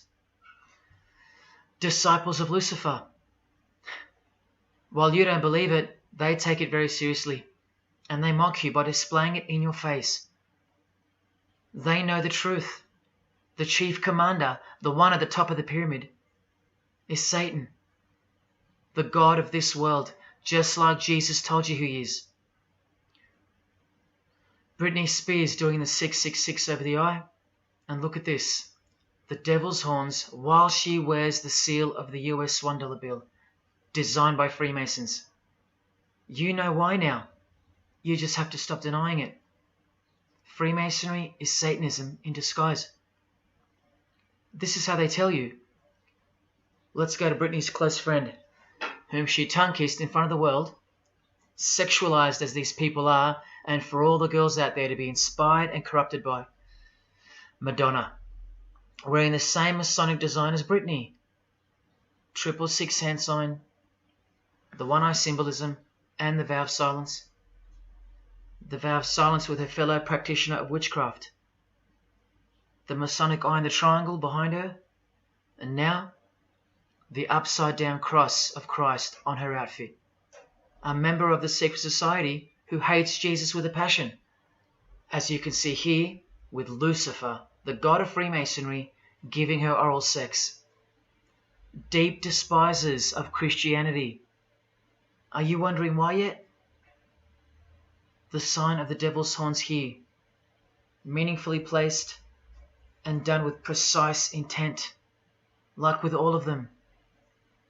And here teaching her poor children to follow in her footsteps. Truly only God knows how many young people she's perverted in her career, all orchestrated by Freemasonry. Here's the founder of the Church of Satan again, Anton LaVey, showing the horn sign. The horned god of the witches, as illustrated by Una Woodruff in her book Witches. And here, with a member of the Agora sect of Hinduism partaking in a ritual of the oldest religion of the world. She's drinking blood here from what? A human skull. Sound familiar? That's right. That's what all the high-level Freemasons do, except they use wine, until they themselves are invited into the secret religion. It's ritualistically done to gain magical abilities, not a myth. And look at her hand sign. It's also known as the El Diablo. Do you still think this hand sign is a joke, or it's misunderstood or misrepresented by people like me? Look at the cover of Anton's other book called Satan Speaks. Look at the eye. He has one eye emphasized. Can you see? What about the image of Lucifer in the Satanic Temple? Look at the right eye. It's darkened. You ready for this? From the Bible. And this passage is thousands of years old. Woe to the worthless shepherd. His right arm shall be completely withered, and his right eye shall be utterly darkened. Where do you think this hatred for Jesus comes from? Do you think it's because we've outgrown it? Or because it speaks the truth? Who do you think this worthless shepherd with one eye darkened is? And who said, I am the good shepherd? Who said that? Jesus Christ is the good shepherd, not the worthless shepherd with one eye. You think this is all just a coincidence? Just hang tight a little longer and you will see some wonder. Here's Anton LaVey with Freemason Marilyn Manson, and here's Marilyn covering his eye. In case you forgot that this is the eye of Freemasonry, the international religion they all belong to. Here he is giving the sign of the master of the second veil, the hidden hand of Freemasonry, along with his Masonic ring. You know how many presidents and journalists and common men have tried to expose Freemasonry? Or get it shut down, get it banned? Well, those days are long gone. Marilyn Manson, the Freemason who tears the Bible into pieces on stage during his performances, he captured the fundamental purpose of Freemasonry's existence very well when he said in an interview with Spin magazine in 1996, "Hopefully I'll be remembered as the person who brought an end to Christianity," echoing the dreams of grandeur, just like his spiritual father. Now Kesha, one-eye symbolism of Freemasonry, the eye in the triangle, and the sign of silence. So she's a member. And behold, an inverted cross in her music video, inverted cross on her outfit, and a satanic pentagram on this outfit, just like the symbol of female Freemasonry. You think none of these Freemasons look like witches? Really? And none of these witches in the making? Remember, 90% of them don't know what they're serving, or what they're doing there, or why they're taking oaths of such silence and such penalty. Avril Lavigne does, showing her allegiance with the one-eye symbolism, participating in lesbianism in a video, influencing the masses, subtly stealing her innocence. And what's on her helmet? One eye. And doing the El Diablo with pentagrams at her concert. Anthony Bourdain, with his one-eye symbolism, he was openly a hater of Christianity. And what kind of woman would suit a man like this? Well, a fellow member of the secret society who hates Christianity too, of course, Asia Argento. One-eye symbolism, again and again. The sign of Lucifer's horns, and this pose of his image. Remember the Baphomet. There's Asia mimicking its pose, complete with the finger position. Creatures with breasts and an erect penis and a goat's head. You know, things you find normal now, thanks to international Freemasonry, normalizing evil and filth through multiple levels of and avenues of propaganda and influence, including television, movies, music videos, schools, education, through legislation, through passing of laws to protect the evil nature, and of course through your favorite idols. Chris Hemsworth, just your everyday good Aussie bloke? I'm afraid not.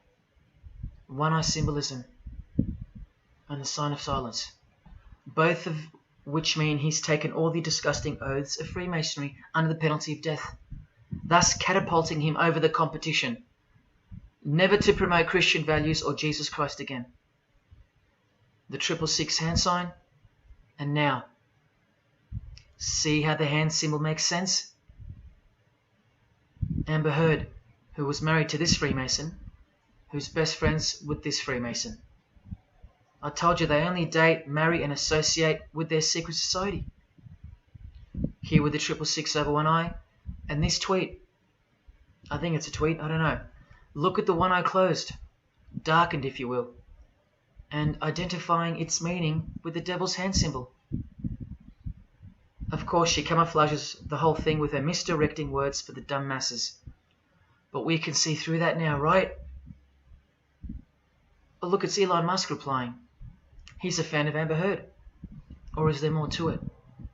Good sign, he says. The sign of the devil's horns. The fertility god. The sex god. That's what he's referring to. Why on earth would he point that out? You know why. But to be sure, let's go to his wife or girlfriend, Grimes. One eye. And whose eye is it? You know that too now. The God of this world, who hates Jesus Christ just like she does. 2 inverted crosses of Christ and the pentagram. And what about Elon's mother? Of course, all members of the secret society. Most of us who never even knew it existed. Blink-182, initiated member with some of his secret brothers from the lodge. Vow of silence. Sign of the devil. Cyndi Lauper, all-seeing eye. Vow of silence. the sign of the god of this world. Christian Bale, who thanked Satan at an award show, doing the sign of the master of the second veil, the hidden hand of Freemasonry.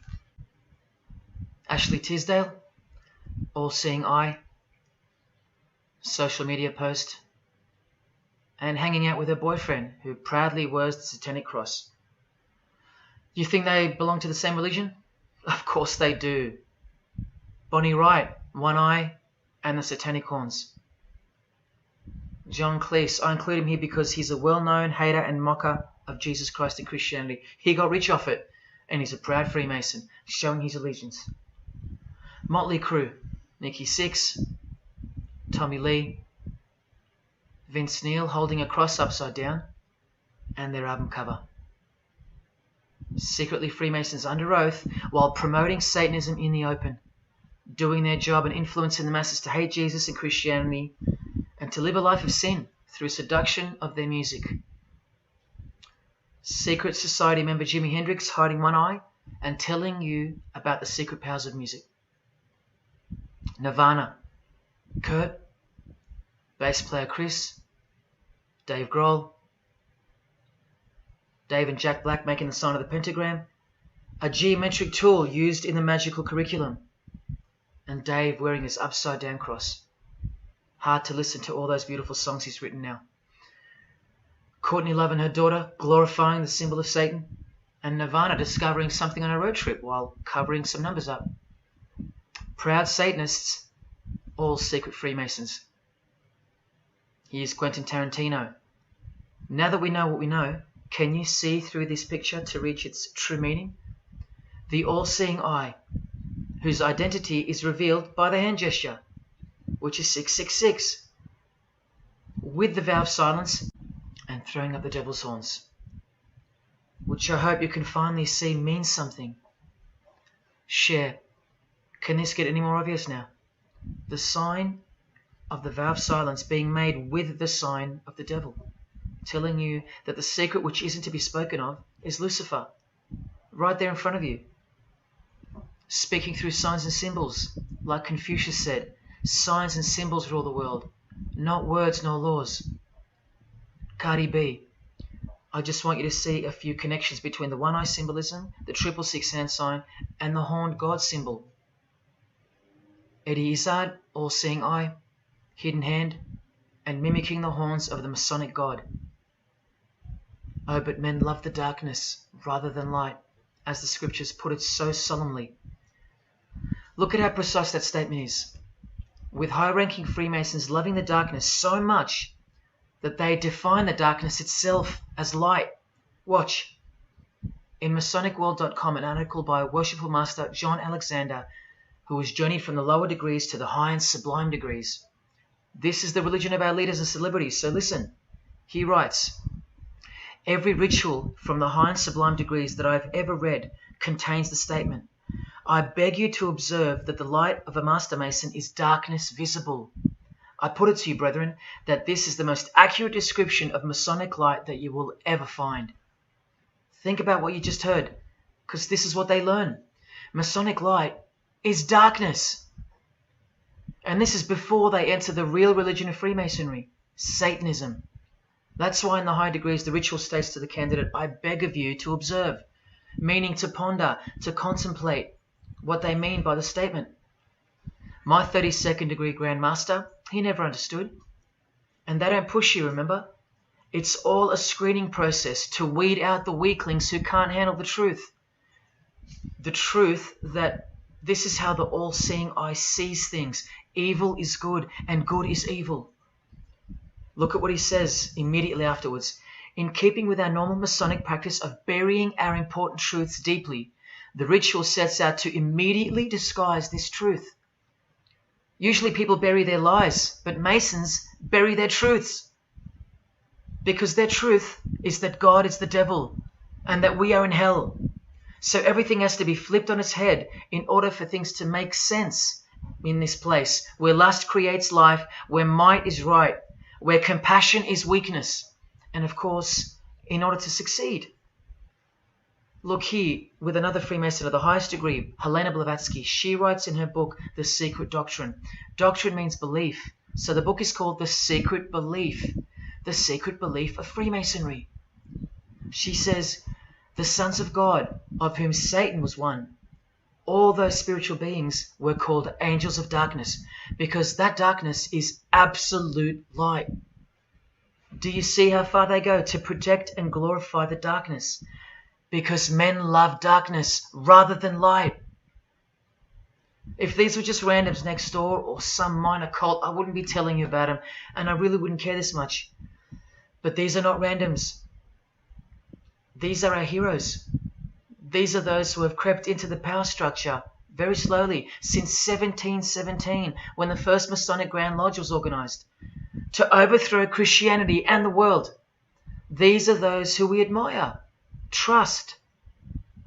And these are those who have perverted our culture with one hand, the hidden hand, while upholding it with the other hand. So you can never call them out, because they run charities, nursing homes, and children's hospitals in the open, while they propagate smut, violence, debt, and of course atheism in secret. While a plethora of everyday distractions are endlessly supplied to us through entertainment and news, plowing through our lives. That's political Freemasonry, politicizing everything, including entertainment, supplying you with their heroes and their idols. And now that 95% of the world have been spiritually disarmed by thinking, oh, the world is a good place and Jesus is a myth, they've rigged our infrastructure and they're about to bring it down so they can build up their new world from the ashes. A completely new system of life on this planet is coming. I promise you that. In a book called Satan's Master Plan, LaVey affirms his commitment to destroy Christianity. Now check out Anton LaVey, once again in perfect parallel with Freemasonry, stating in the Satanic Bible, waiting at the darkness visible for that bright and morning star. Bright and morning star being a reference to Lucifer. The exact same expression as the Freemason and worshipful master John Alexander that we just heard describing Masonic light. Darkness visible. Identical language. Because Freemasonry is Satanism in disguise. This is what the initiated queen of Freemasonry, Helena Blavatsky, says of the bulk of Freemasons in her book. The knowledge of their members about the full signification of their symbols is nil. And that's of course true to the Freemasons listening. How do I know she's a Freemason?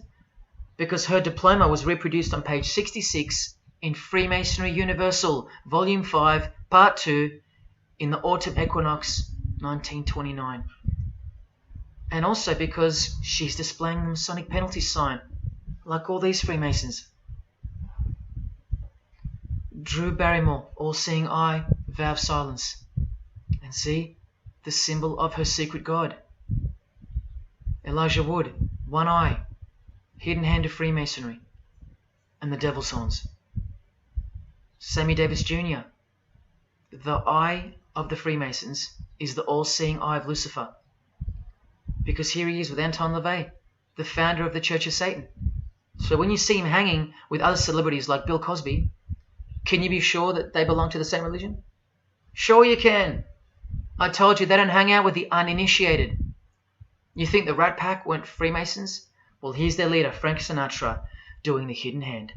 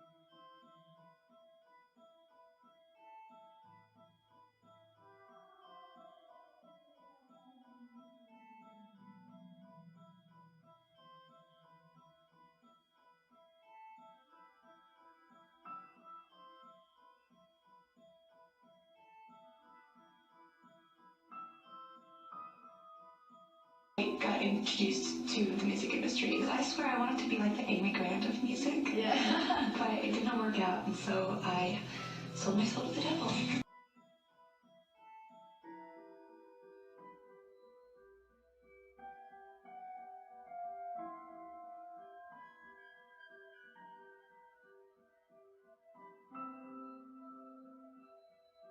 On that, how do you consider maybe doing more acting? I only had a few lines. It was fantastic, but I can't really tell you anything else. It was. Sure you can. I know, I can't. It's very secretive. It's a very secret society.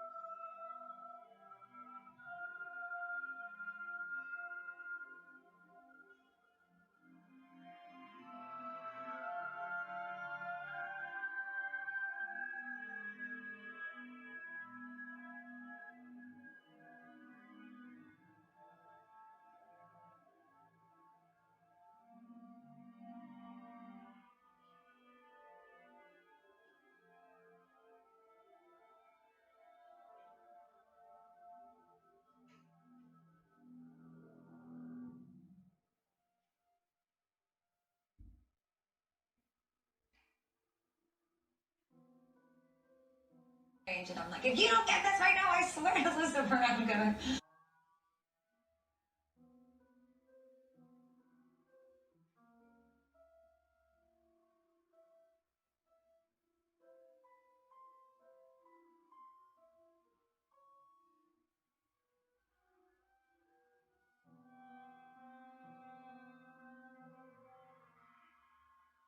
poker facing with your sexuality.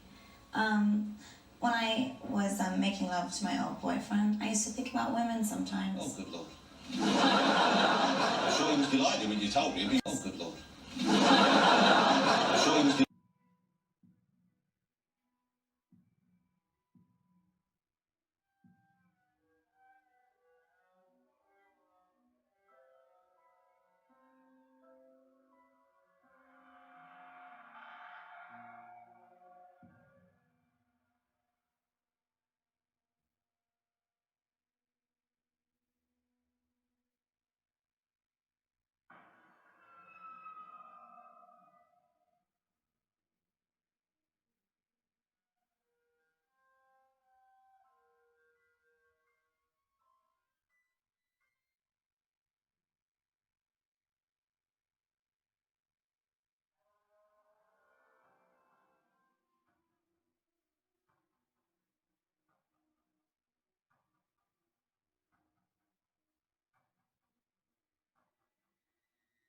You may feel a small Christ. prick. Christ. Prick.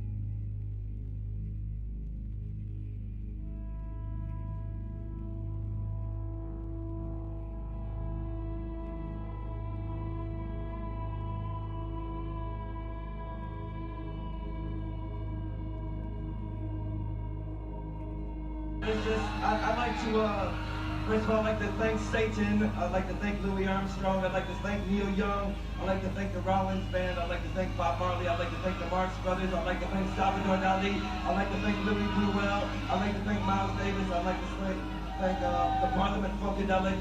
And I'd like to thank you, too.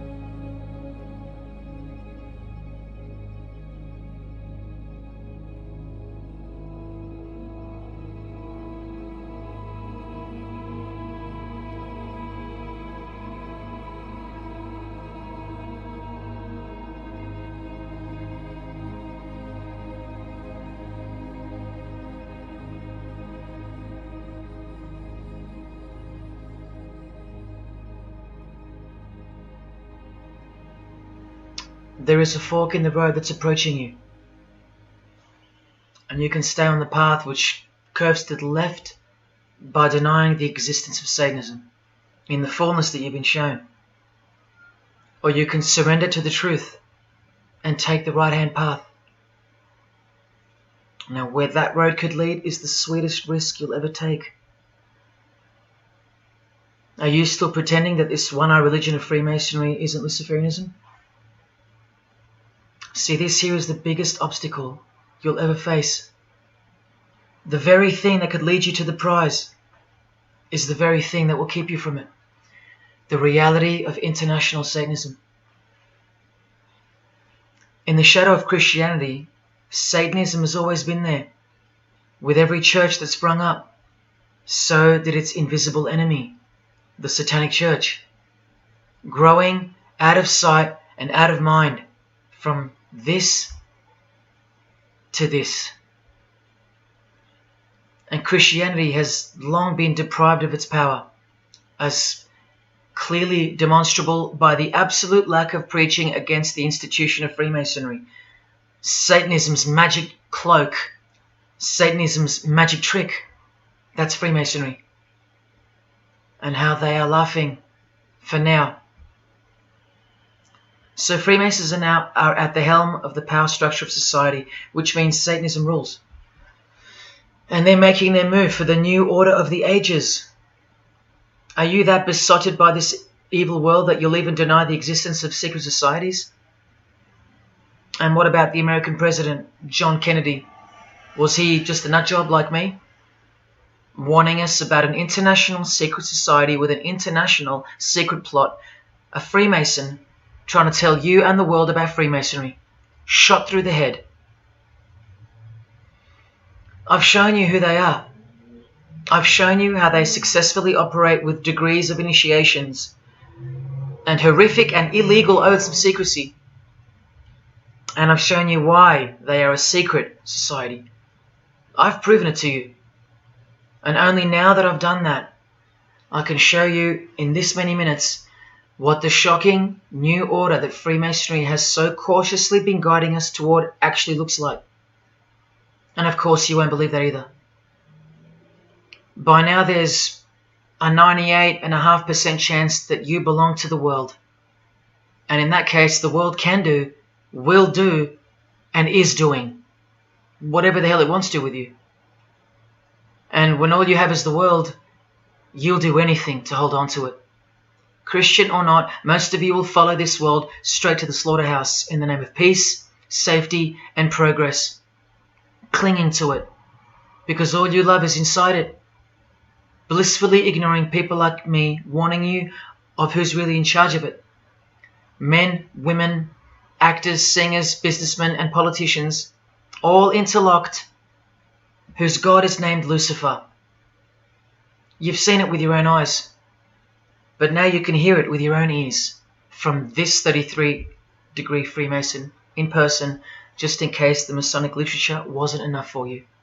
Okay, define Lucifer for me. Pure, virtuous, wholesome, innocent individual that's out to help people. Lucifer is? Yeah. Say that again. Lucifer is a pure, holy... Virtuous. Virtuous. Now, see the Lucifer that God created?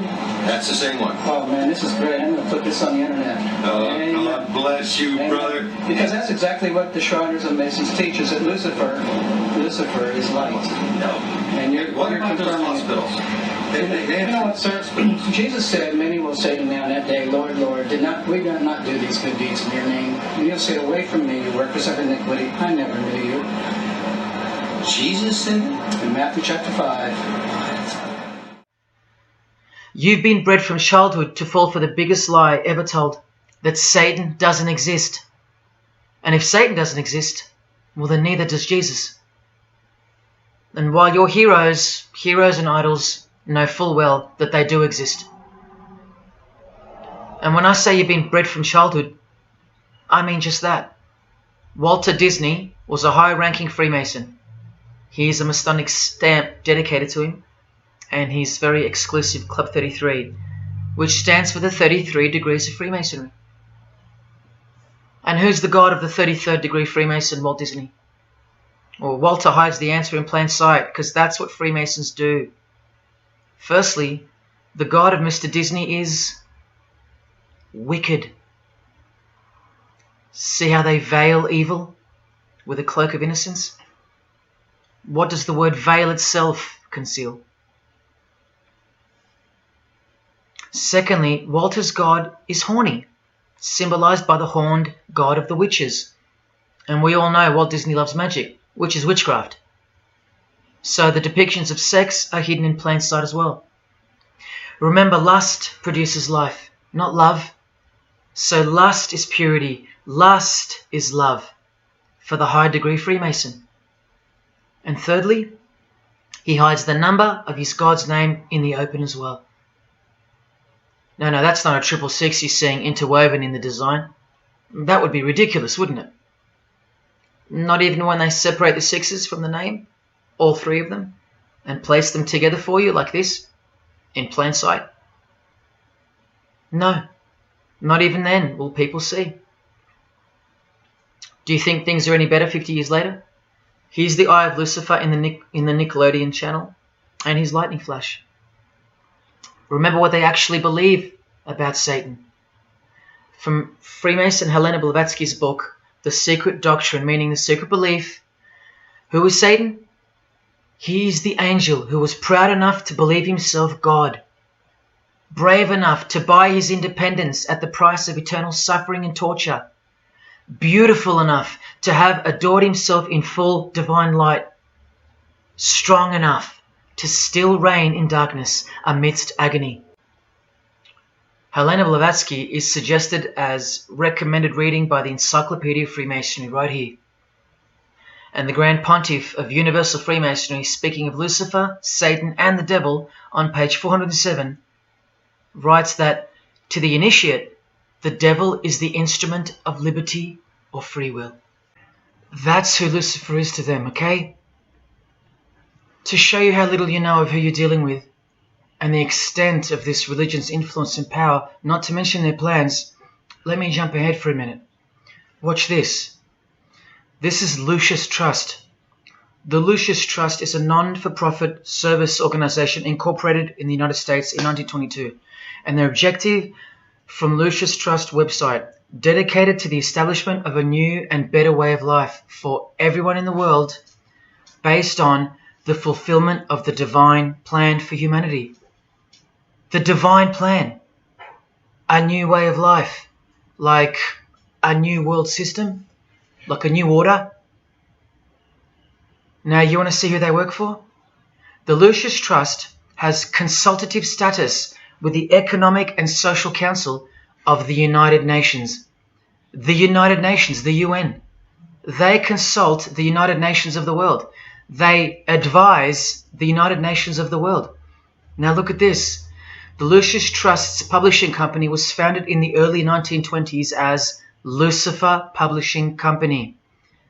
The Lucius Trust says that the name was probably chosen to honor Lucifer. What on earth does a modern day consultant to the most powerful and progressive force engaged in uniting all nations under one banner, the UN, have to do with the fallen angel of the Holy Bible? The one that Jesus Christ told us would manifest on earth as a world ruler, to deceive the whole world into a new world system. Yes, that angel. Why on earth would they honor that angel? Well, that's easy. They were founded by Freemasons. Incorporated into the United States by Alice Bailey and her husband Foster. Well, here's a book written by Foster the Freemason, The Spirit of Freemasonry, published by Lucius Press, also known as Lucifer Publishing. And one last thing, if you dig a little, you'll find an article on their website, The Esoteric Meaning of Lucifer, on a modern company website with consultative powers to the United Nations of all things. Wow, I really hope you're seeing this. In the article it states that the Baileys had enormous respect for H.P. Blavatsky, who stated in her renowned occult book, The Secret Doctrine, on page 245 in the chapter called Holy Satan. It is Satan who is the God of our planet and the only God. Then the article goes on to say that the Baileys sought to elicit a deeper understanding of the sacrifice made by Lucifer. Everything has been reversed.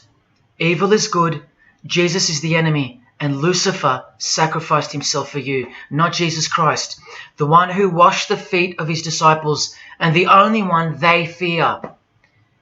Modern progressive atheists do not influence world events, people. Satanists do. Remember the goal of the Lucis Trust? The fulfillment of the divine plan for humanity. Yeah, the divine plan exposed by Jesus Christ in the Gospels. Hence their war on the Bible and the abolition of it from the school system and even from modern Christian churches who dare not preach from the book of Revelation. Your most highly evolved and contemporary leaders of society secretly believe that in the theosophical perspective, the descent of these solar angels was not a fall into sin or disgrace, but rather an act of great sacrifice. They believe in the fallen angels and their revolt against God as revealed in the Bible, led by the devil, the chief commander of Freemason Bob Dylan, remember? These people make contact with these fallen angels, with the royal art of Freemasonry called witchcraft. Please stick around, let me show you that. How many solar angels does the Bible say followed Lucifer out of this heavenly realm?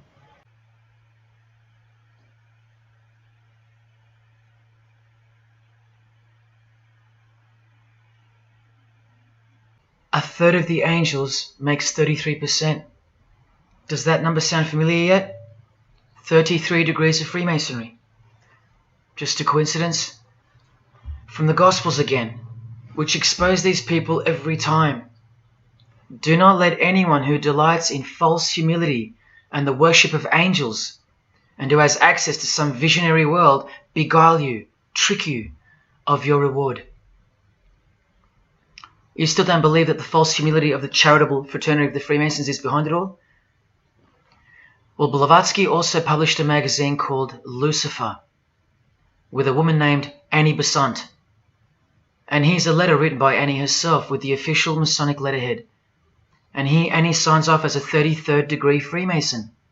Printed also in the left-hand corner, Annie Besant, 33rd degree, and a member of the Supreme Council. Undeniable and undisputable. Please don't make me prove it to you over and over. Have you caught a glimpse of who you're dealing with yet? They're all Freemasons, high-ranking. And they're all buffeted by a plethora of Masonic dupes who don't know any of this because they can't decipher the symbols and they don't care to try. They're proud and boastful and defensive of their beloved fraternity, in which they get to rub shoulders with the most important people of their suburbs, cities and towns, and in which they got on their knees to take blood oaths of death, calling other old decrepitated men worshipful master, yet still they think it's innocent and has nothing to hide. Delusional and lost, almost beyond hope. Some of them still think it's a Christian organization, just like the founder of the Satanic Church described. What do you get when you carefully conceal Satanism with Christianity? You get Freemasonry.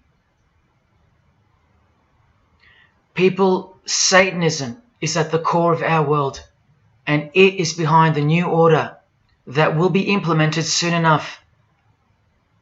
It will be all done through deception. You'll be tricked. Remember how I told you that the all-seeing eye sees that we're in hell? Well, the massive witch and Freemason Helena says so right here. Satan is the minister of God, Lord of the seven mansions of Hades, the angel of the manifest worlds. Hades means hell, manifest worlds means earth.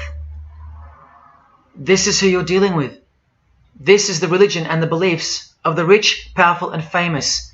And yes, politicians. Do you want to go back to sleep? You can sleep after this. Or wait till I show you what they're going to do to you, coming up in this many minutes. For those who simply refuse to believe that Bono or Scott Morrison or Prince can be Luciferians because they all go to church, let me show you another Masonic ritual they do. And this is before Satanism or Luciferianism is revealed to the candidate. And then you tell me if Bono or Scott are capable of secretly believing in Lucifer.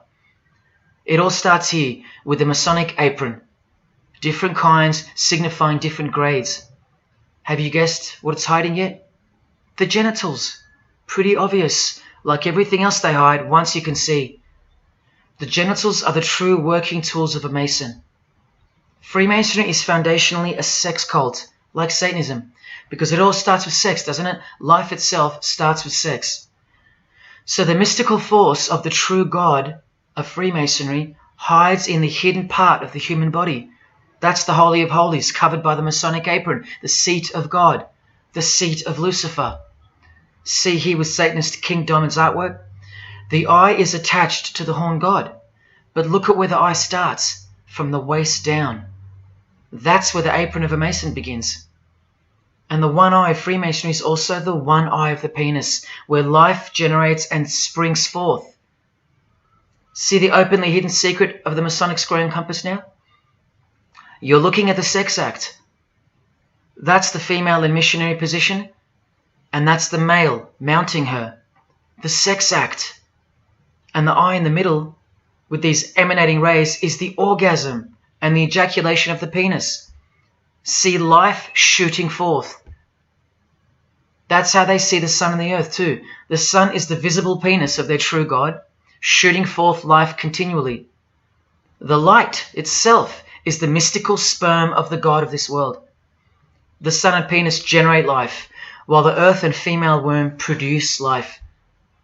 The letter G, when replacing the I in the middle of the square and compass, stands for generation, sexual generation. The practical aspect of Freemasonry and Satanism's religion is that of a sex cult. You see Rod Stewart telling you he's a Freemason? By displaying the hidden hand of Freemasonry, also known as the Master of the Second Veil, and look at his other hand, taking the Masonic apron's place for covering his penis, which is the Holy of Holies, the seat of God for the Mason. And from the Grand Pontiff of Freemasonry, Albert Pike, hence the significancy of the phallus, the penis, or of its inoffensive substitute, the obelisk. Straight from the horse's mouth, the erect penis graces us, or should I say disgraces us, with its presence in every country in the world, marking its territory. The Masonic obelisk in our face, everywhere, making its bold statement, yelling, screaming in silence. This is another reason why we're considered the ignorant and stupid masses. Another example of hidden in plain sight. And here's an erect penis on the front page of the female Freemasonry magazine, The Eastern Star. I once stood in front of this obelisk in Sydney, and I must have asked 30 people what they thought it was. Not a single one of them knew. To the Freemasons of the higher degrees, the whole universe is in fact one giant and continuous sex act. This is the structure of Freemasonry. You can take this path to the top or this path. And way up here, you have the Order of the Mystic Shrine. The Mystic Shrine is what's found behind the Masonic apron, because that's where life comes from. That's the Mystic Shrine. You have to be a 32nd degree Freemason to be asked to join the Order of the Mystic Shrine. And then, once you're inside, you can be invited to join this order, the Royal Order of Jesters. See, Freemasonry is like Russian dolls, and Satanism is at its center. Look at some of the pins and lapel designs for the Order of the Jesters. You can only join them unless you're at least a 32nd degree Freemason. Sex and debauchery. Erections. The adoration of the phallus. Masturbation. Devils. Demons. Fallen angels. This one here, mocking holiness, reference to the anus, and sodomy, anything to mock the Bible. This disgusting one has King Momus sitting on a female's face, and hidden in plain sight is the square and the compass, for those who have eyes to see. Bestiality, yes indeed. this bagpipe player has an erection and the sheep is running away scared. Self-explanatory. This character has an emphasized eye, if you can see that, and the skull has an emphasized eye also. The wink and the one eye of the Indian. And the secrecy, the symbols of secrecy. On the far right here, the monkey covers his groin area, symbolizing the Masonic apron, and the black and white dogs, well, they symbolize the checkered floorboard of the Masonic Lodge, which is sexualized male and female principles. The horned god, where evil and good don't exist. And in the first degree, Masons are given a Bible stamped with a square and compass, oblivious to the inherent mockery and the foundation of the whole fraternity, as alluded to here with a genuine Royal Order of Jesters private lapel. This is a certificate that a jester receives after his initiation, and you see here their patron is named King Momus, and he was a god, or a daemon, which is a variant of the word demon, who was expelled from heaven, as the legend goes. Sounds just like Lucifer, because it is. Did Freemasonry disassociate themselves from the tax-exempt branch of Freemasonry known as the Jesters? Well, no, they didn't. Because, I mean, this is rare footage of an event within the lodge. Now, I'm sorry about the quality of this, but this is a Masonic lodge. So for Masons that want to say that the Jesters are contrary to Masonry, well, look. Look at these dirty old men. Masters of the lodge, with sublime morals. All married, probably all have daughters and granddaughters, yet still this, inside the lodge. But for you it should be obvious, because you can see the square and compass, the sex act, and the all-seeing eye right in the middle. I told you that Satanism was the oldest religion in the world, and it is. The sex act was ritualized and organized as a religion before we called it Satanism. But Satan has always been the god, the horny god, the horned god of these sex cults. All of them, from Sumeria to Egypt to Greece and so on, that's called paganism. And the real Bible of the Freemasons and the pagans, the one not written by hand, the one that's older than any book, the one that supersedes all the rest in age, thus making it the purest and most unadulterated word of God in the eyes of the Freemasons, is nature. Nature is their Bible. And before you think there's nothing wrong with that, wait a second, because you're not thinking straight. Ask a Mason, whether he be a first degree or a 33rd degree, what is Freemasonry? And the universal go-to answer is this: a peculiar system of morality, veiled in allegory and illustrated by symbols. Now, why would you need to veil your morals? Because in their peculiar system, evil is good and good is evil. That's Satanism 101. A peculiar system of morals. That should tell you something. That should tell you everything. Why would your morals need to be a secret? Because their deeds are in fact evil. Glorifying the laws of nature, where cruelty and self-obsession are virtuous characteristics. That's nature. Nature is as cruel as she is kind. The checkered floorboard, where everything is legal. It's Christianity that lives in reverse. The first shall be last. Love your enemies. The meek shall inherit the earth. These are unholy and unnatural concepts in the eyes of visible nature, the nature of Freemasonry, which is Satanism. What the Freemasons really mean by this morality veiled in allegory is that they're allowed to steal because nature allows it. They're allowed to kill because nature allows it. They're allowed to commit adultery because nature isn't monogamous. They're allowed to lie, indulge in all their God-given senses, especially sexual, because nature encourages it, as long as no one finds out, under oath.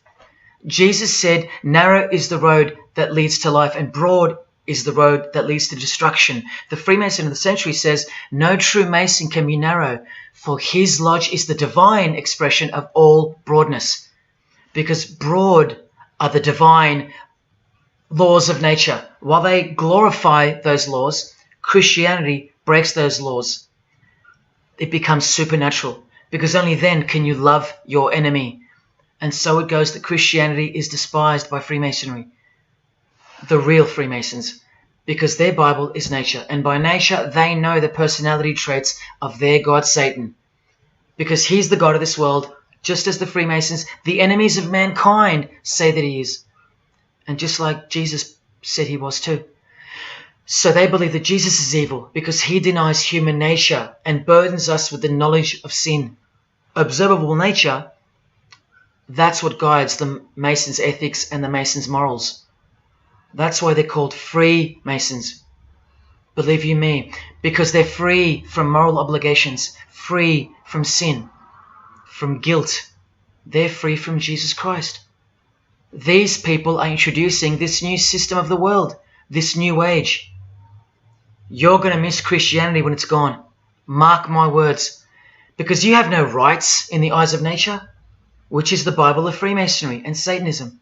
And soon that will become painfully plain as a fact of life. Now please, I give you fair warning of what's to come in this presentation. It's very disturbing, or at least it should be. But cause to celebrate follows the disgusting things you're about to see. This is precisely where my own life and well-being come into danger. So let me say this right now. If you hear of my sudden death, or of my possession of 0.5 kilogram of cocaine or child porn, or my overdose or my suicide, remember this video. And if something so unfortunate should happen to me, may it serve as a catapult to you and as a remembrance of the conclusion to this presentation, which is this many minutes away. Do I really think they're going to make me pay for this video, for breaking my oaths? Well, seeing as people are so far gone, lost in the illusion that secret societies have constructed around you and inside you, and seeing as they can simply pull this video down, close my account and whatnot, no, I don't think they'll come after me.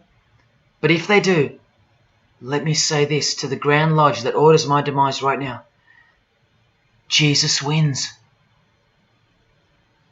So in saying all that, here we go. Is Scott Morrison a Satanist? I'll let you answer that. Here is a ritual that Scott and every Freemason from this guy to this girl have performed. There is one Masonic apron you'll never see being worn. This one. And when I bumped into it, I thought it was a fake. Until I found this in Richardson's Monitor of Freemasonry, official Masonic literature, written for Masons only. On this page, what is that head doing there? You'll find out in a sec. Let's read the description of the apron worn in this degree. Speaking of the initiates, it states, they wear white aprons sprinkled with blood red and lined and bordered with black. On the flap of the apron, a bloody arm holding a dagger, and on the apron, a bloody arm holding a bloody head by the hair. Now this is why there's an illustration of a decapitated head. And this is going to become to a bone-chilling conclusion. So during this ritual, the candidate removes the blindfold and discovers a basin of water with a tumbler beside it. He is also astonished to find a human head lying on the floor. The master of ceremonies returns and directs the candidate to take up the knife in his right hand and the head in his left. Yes, this pope, this rock star, this pop star, this actor, this actress, and this beloved Prime Minister. This is what they've done. All of them, hands down. And you thought all you needed to be is talented to succeed? No, you need to belong to the secret society called Freemasonry. And believe me, when you belong to them, you belong to them. Now you tell me, can these people end up believing in Lucifer?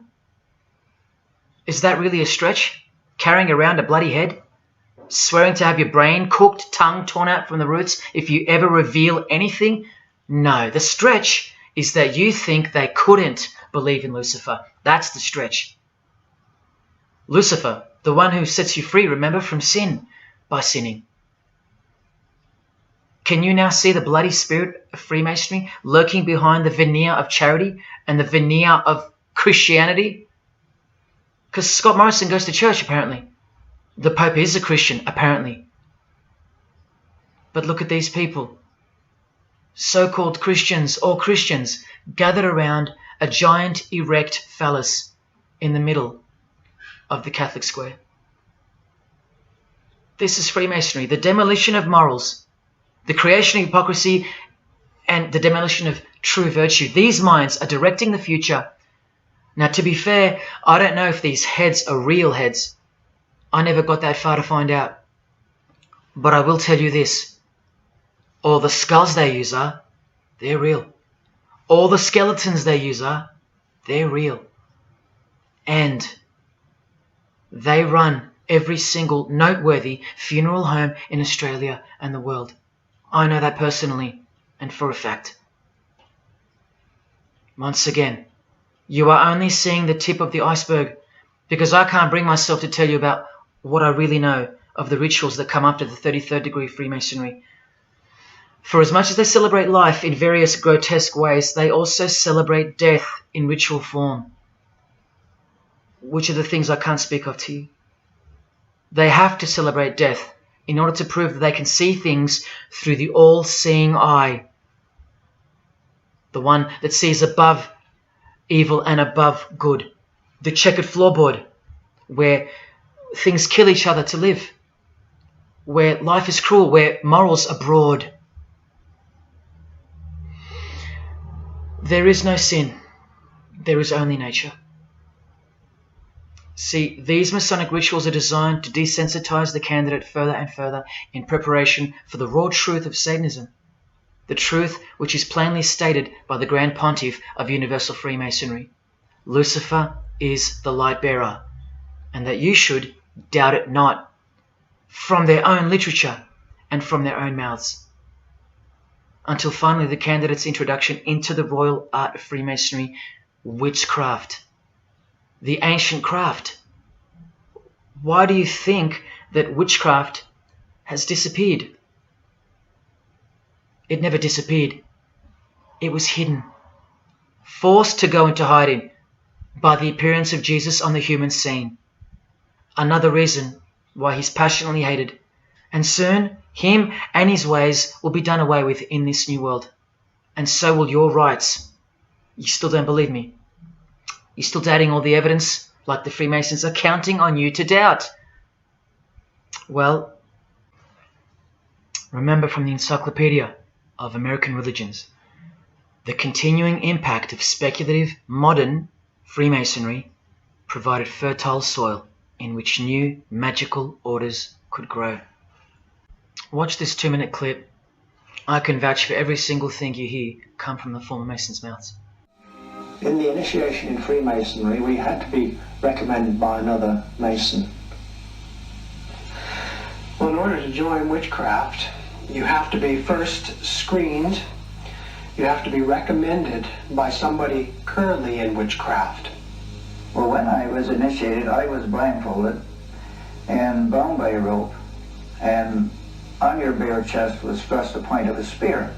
In witchcraft, we were initiated through a very involved ritual, initiation ceremony, wherein the candidate was led blindfolded, bound by a rope to the edge of the magic circle. And the rope is around your neck and you're leaned forward. And up front, at the eastern end of the building, is a person who's a worshipful master. And you kneel down before him as if he were a god. You were met by the high priest or high priestess at that time, usually with a sword to your chest. When I went to enter the lodge, a sharp object was put to my left breast. And I was warned that should I reveal any of the secrets of Freemasonry, to know what to expect.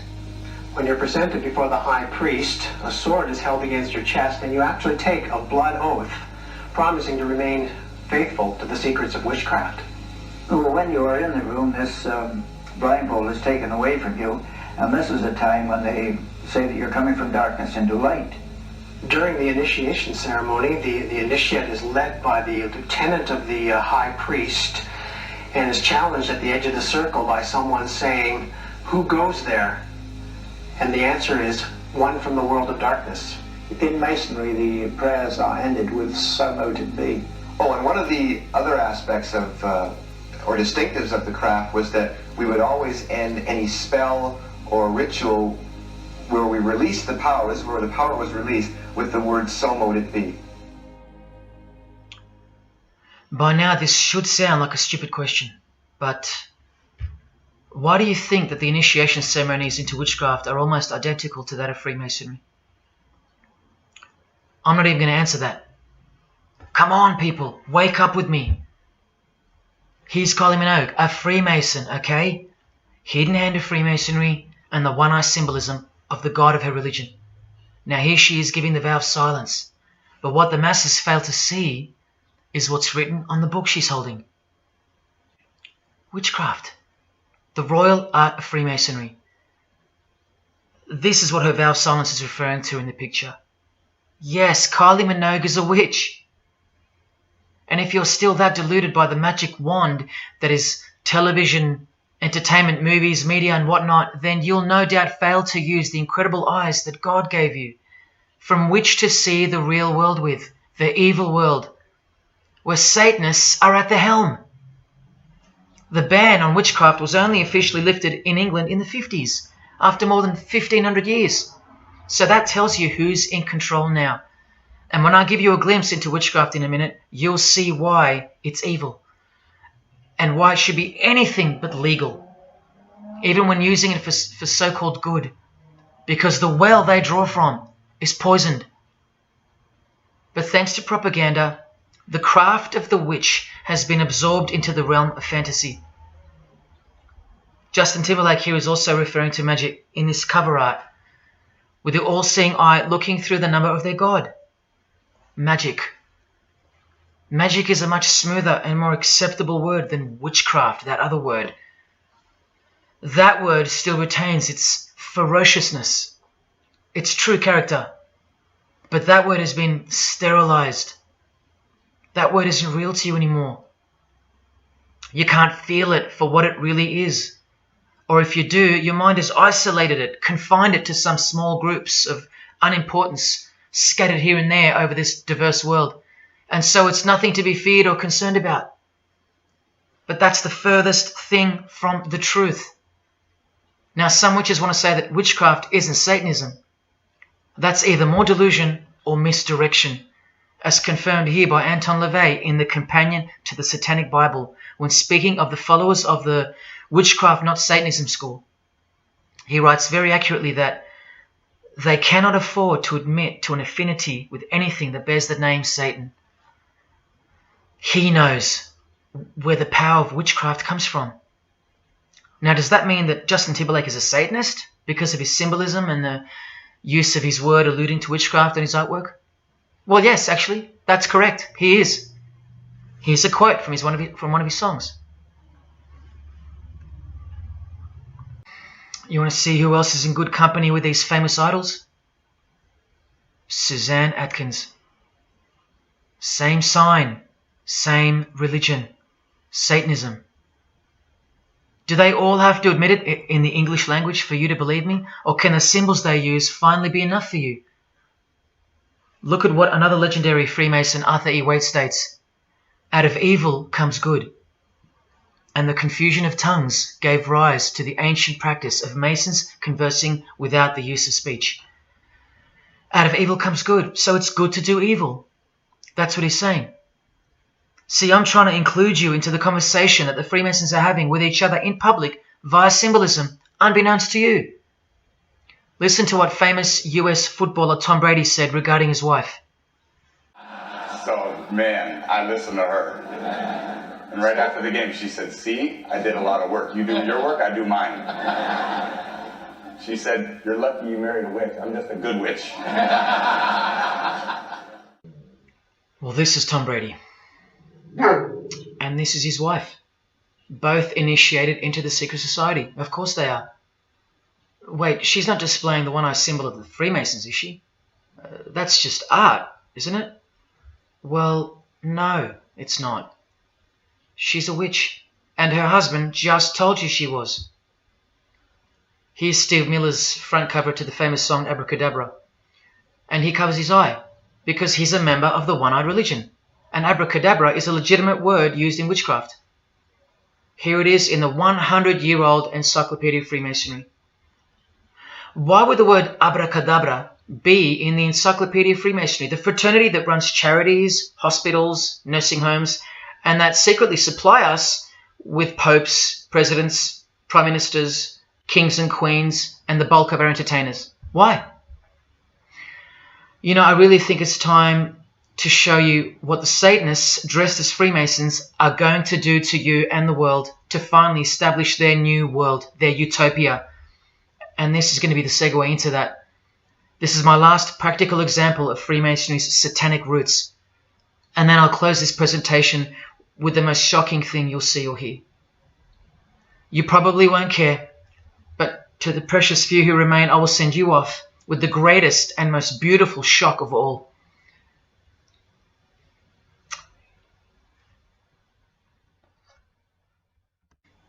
This is Jay-Z inside his Masonic Lodge. You can see the Masons in aprons in front of him. This is where Jay-Z takes his sick oaths of silence, kneels down in front of other men, and calls them Most Worshipful Master, an appalling title to give to a man on this planet. Jay-Z the Freemason writes songs like this. This one's called Lucifer. And in Empire State of Mind he writes, Jesus can't save you. Life starts when the church ends. Oh, but he can save you, Jay-Z. He can even wake you up just before you collide into a concrete wall doing 120 kilometers an hour. I should know. This is fellow member of the craft Alicia Keys, who sings on the track. Here she is, showing her allegiance and wearing the broken and bloody cross of Jesus Christ, the occult peace sign, pure hatred for Jesus. There is peace when your conscience has been killed, seared to sin, and you can indulge to anything. A false and temporary kind of peace, no doubt.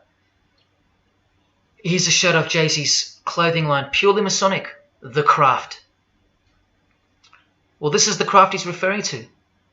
This is him with well-known witch Marina Abramovich, also showing her sign of allegiance to Freemasonry. Now here we go. Here's Jay-Z wearing a most revealing top and the dead giveaway that you need to see behind the curtain of Freemasonry. Do what thou wilt. Do whatever you want. That's the adopted motto of the most notorious Satanist of the 20th century, 33rd degree Freemason, Aleister Crowley. Here is his certificate of appointment, known as the 33rd degree inscription and the double-headed eagle of Freemasonry. And here, next to his name on the certificate, including the symbol for a Grand Commander of Freemasonry, as shown in their encyclopedia. But to really confirm that he's a Freemason, here he is doing the Masonic sign of the Master of the Second Veil. Now here's a legitimate letter from Aleister. Again, the addition of his inscription of the 33rd degree, and he signs off with a symbol of the past Commander of Freemasonry. What does he write beside it? Baphomet. This Baphomet.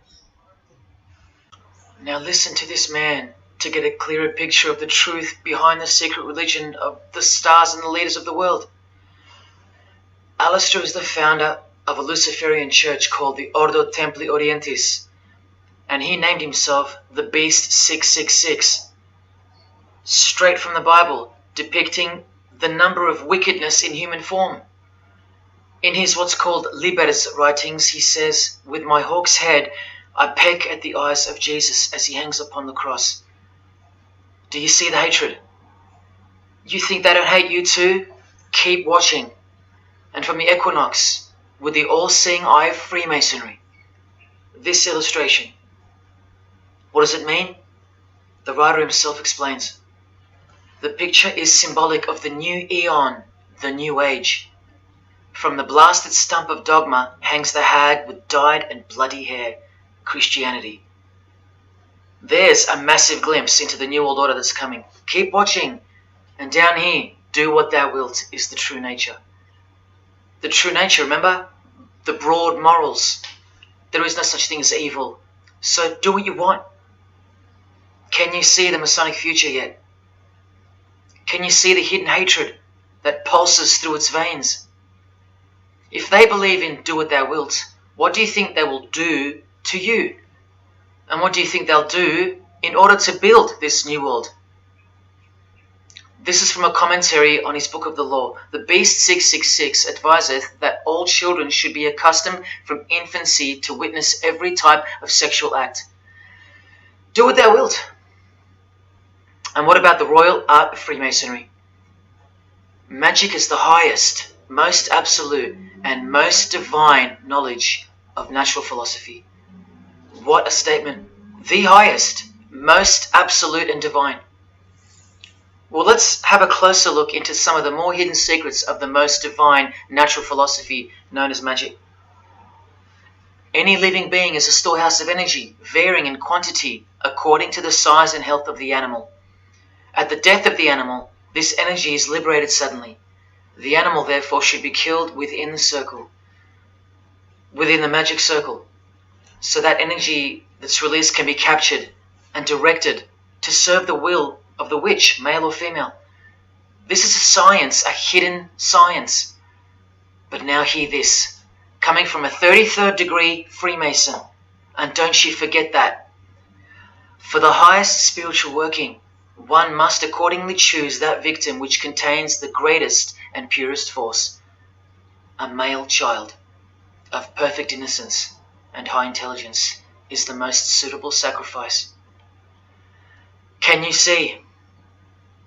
This is who Jay-Z is quoting on his top. This is who this Jonas brother holds in high esteem. This is who the Beatles have on their front cover as a figure they admire. No, worse, they put at the top. This is the same picture of the front cover in a mirrored form, and after some kaleidoscoping, you'll find this. Fellow Freemason Aleister Crowley sits at the top, and down the bottom there even appears the phallus with the testicles, and up here the vesica Pisces, also known as the vagina. Does this picture make more sense now? All Freemasons, yes indeed. And by the way, that's where Jay-Z got his symbol from Satanism, as portrayed here by Satanist and Freemason Aleister Crowley and by Satanic Church founder Anton LaVey. Does anyone still think that Freemasonry isn't Satanism in disguise? Let's finally take a peek into the royal art of Freemasonry. And this is the briefest way I can show you from the complete book of Magic and Witchcraft. This is a practitioner's manual, not from some bogus author trying to expose witchcraft. Just so you can get it through your head that this is real and this is protected. The writer or compiler of this God-forsaken book warns the reader that the recipes may seem disgusting, that the knowledge revealed has been forbidden, and has caused suffering and death to witches and the victims of witches. You don't think witchcraft was a serious menace in times past and present? Come with me, and I'll show you how bad this menace actually gets, as the world's most powerful and secret religion moves ever closer to fulfilling its biblical destiny, and it will. Close your eyes or not, it will fulfill its destiny. Firstly, let's connect this sick art straight to modern Freemasonry with the word abracadabra, both written in triangular form, from the Manual of Witchcraft and from the Encyclopedia of the Secret Society that your Prime Minister belongs to. And just like high-ranking Freemasons, male and female witches also drink out of a human skull. But here the practitioner drinks wine, in which they first dissolve or boil the brains or heart of an animal, before consuming it all from the human skull. In this ritual, the initiate is instructed to drink in the night at spring water, out of a skull of one that hath been slain. That's right, out of the skull of a human who's been murdered or sacrificed. Otherwise, eat a pig with a knife that slew a man. Please don't turn away. Look straight ahead and open your eyes to the planet you are on, because the real monster under your bed doesn't actually go away when you close your eyes. In other rituals of the craft, you burn a rooster while he's alive, with the use of a poisonous plant used in ointments and potions of witches. You can assure death and destruction on a victim. You want to make a female enemy sterile, or a male enemy impotent for the rest of his life? Otherwise, you can just kill them. The hand of glory is the severed hand that is dried and preserved to be used in black magic. Yes, a dead human hand. A black circle is most effective for operations of evil. The use of blood and sex in ritual was considered helpful for obtaining the necessary energy to successfully work magic or achieve mystical insight. But here's where the darkness thickens even further. Animals such as black cats or children may be sacrificed, and participants may drink the blood of the sacrifice. And just so you know that Stanley Kubrick wasn't joking, an orgy of participants sometimes follows the mass. No remorse, just science, the science of witchcraft, the royal art. And here, what's necessary for the working is the fat of young children, dead children. How many children do you think go missing in Australia every year? That's how many. And what about the world? Is it 1 million? Well, according to the International Centre for Missing and Exploited Children, it's 8 million children per year. Do you think that the highest, most absolute, and most divine knowledge of natural philosophy has anything to do with that? Any chance of an international secret system that is bolstered by initiations and degrees, and bound under the most brutal penalties that the human mind can ever devise? Do you think that has any involvement? Any chance of that? Am I saying that this Freemason has sacrificed children? No, I never said that. But did he ever even remotely mention the secret societies? Did he ever try to warn you? Educate you? No, he was under oath. Am I saying that these Freemasons have sacrificed children? No, I never said that either. But have they ever warned you about the secret society that believes that Lucifer is the savior? The society functioning right under your nose, that secret society? No, not a chance. Julia Gillard admitted she belonged to one, but that's about it because they're all under oath. So where does this ancient craft originate from? It originates from the spirit realm, from spirit beings. That's who taught mankind the royal art before civilization began. In this chapter, The Rites of Satanism and Witchcraft, the manual explains that a typical satanic Sabbath was, number one, a homage to the devil, usually performed as the osculum infami, also known as the kiss of shame, which is so shameful that we'll just put it this way. The ritual involves kissing the hindquarters of the devil, the rear. Surely this is far removed from anything to do with Freemasonry. People, the original order of the Knights Templar were found guilty of this very same obscene ritual. And where do you find the modern variant of the Knights Templars of today? I told you, in the highest degree of Freemasonry, right here. Here's a couple of them now. And what's on this Templar's head? From the Masonic Encyclopedia, remember? A symbol of the Baphomet, according to 33rd degree Aleister Crowley. And we can confirm that in the Satanic Bible. That's exactly what's hiding deep inside of Freemasonry. I'm only showing you this to show you the reality of Satanism and the demonic realm, the world you can't see. On this earth? And in this earth and then in the world we can't see. Look here. The hierarchy of demons occupies a more important place in both black and white magic rituals. Both black and white. This is where the power of witchcraft comes from. And this is the reason these bizarre rituals actually function and actually work. Because after the ritual is performed on earth, its effects are carried out to their conclusion in the spirit realm by spiritual beings or demons, actual demons. The reality that is hidden from you. Because if you found out that Satan was real, then that would have to make Jesus Christ real too. And he is the one they hate. And if Jesus Christ is real, that changes everything. And this is how much they hate him. The prayer that Jesus taught his disciples is performed backwards. The high priest is sometimes naked. A prostitute assists him, and a naked virgin, who may later be deflowered, is the altar. Everything that is sacred is defiled, and everything that is filthy is honored as pure. Because of their burning hatred of Jesus Christ, just as he's hated by the fallen angels that they worship. It gets worse when you hear what they use as a substitute for the bread that Jesus broke and told his disciples to eat in remembrance of him. A wafer which initiates me with this, this, and this. Or the name of Satan may be written upon it. And this isn't even witchcraft. This is just a ceremony announcing who they love and who they hate. So is Satan real?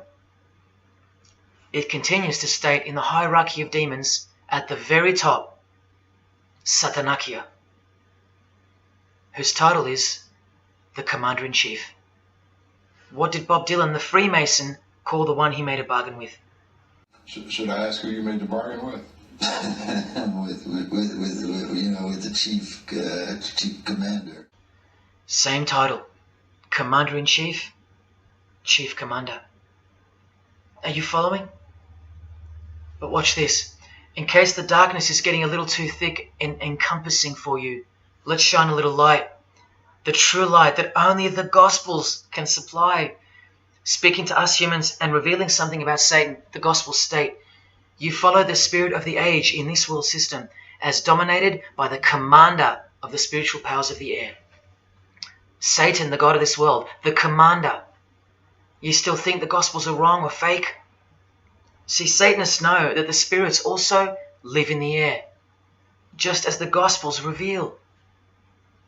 You can summon any of these demonic spirits by name if you possess the royal art. Who do you think this figure on the front cover represents? A magician who is inadequately prepared and cannot attain his desires may seek the aid of Satan. That's who this is. Now that you know, hopefully for a fact, that these are people at the top of the human food chain. Do you think they'd be fooling around with stupid fairy tales? No, witchcraft and Satanism is absolutely real, hence their earthly power. This demon here, fifth in the pyramid structure, holds the title of Inspector General. And what's the title of the highest degree in Freemasonry, who exists in every local lodge in every suburb, a suburb near you? Inspector General. Same title as the living demon. Do you believe me now? You can even conjure Lucifer himself, or be Beelzebub, who the Gospels call the Prince of the Devils. Both of whom are listed as superior spirits in this book of witchcraft and magic. I can show you so much more from this disgusting book, but I'll cut it off here with the seal of Saturn, a demonic sigil from the complete book of magic and witchcraft. And this is his seal. Can you see? Do you see? This is the society that lives amongst you, above you. The one-eyed religion of Freemasonry, hidden right in front of those who have their eyes wide shut. I'm going to now show you what that world that they are building, from the ashes of the one you're currently living in, looks like. But lastly, to drive this business of blood sacrifice home, here's American rapper Azealia Banks with the 666 hand sign, and now over the all-seeing eye in her video, the eye in the triangle of the Freemasons on her shirt, and the devil's horns, her liberator, her master, her commander.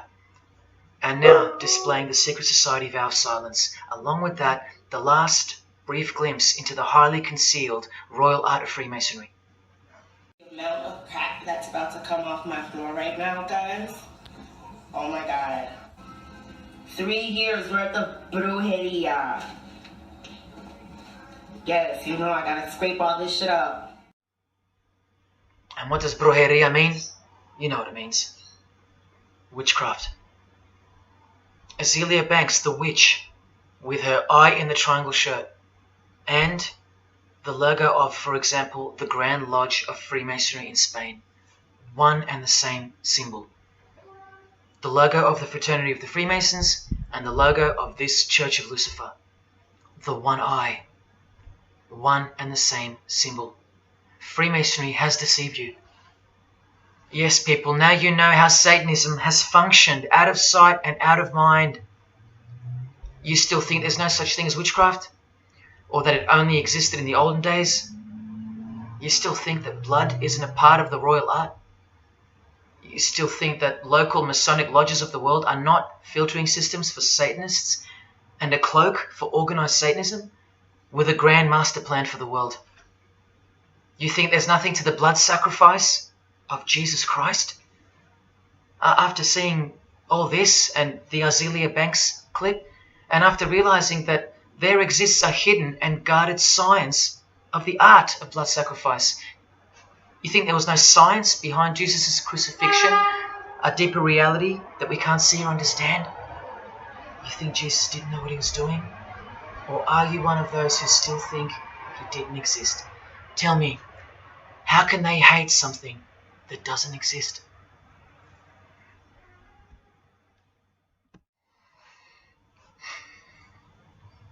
If only you could hear from some other Freemasons who have the courage to break their oaths.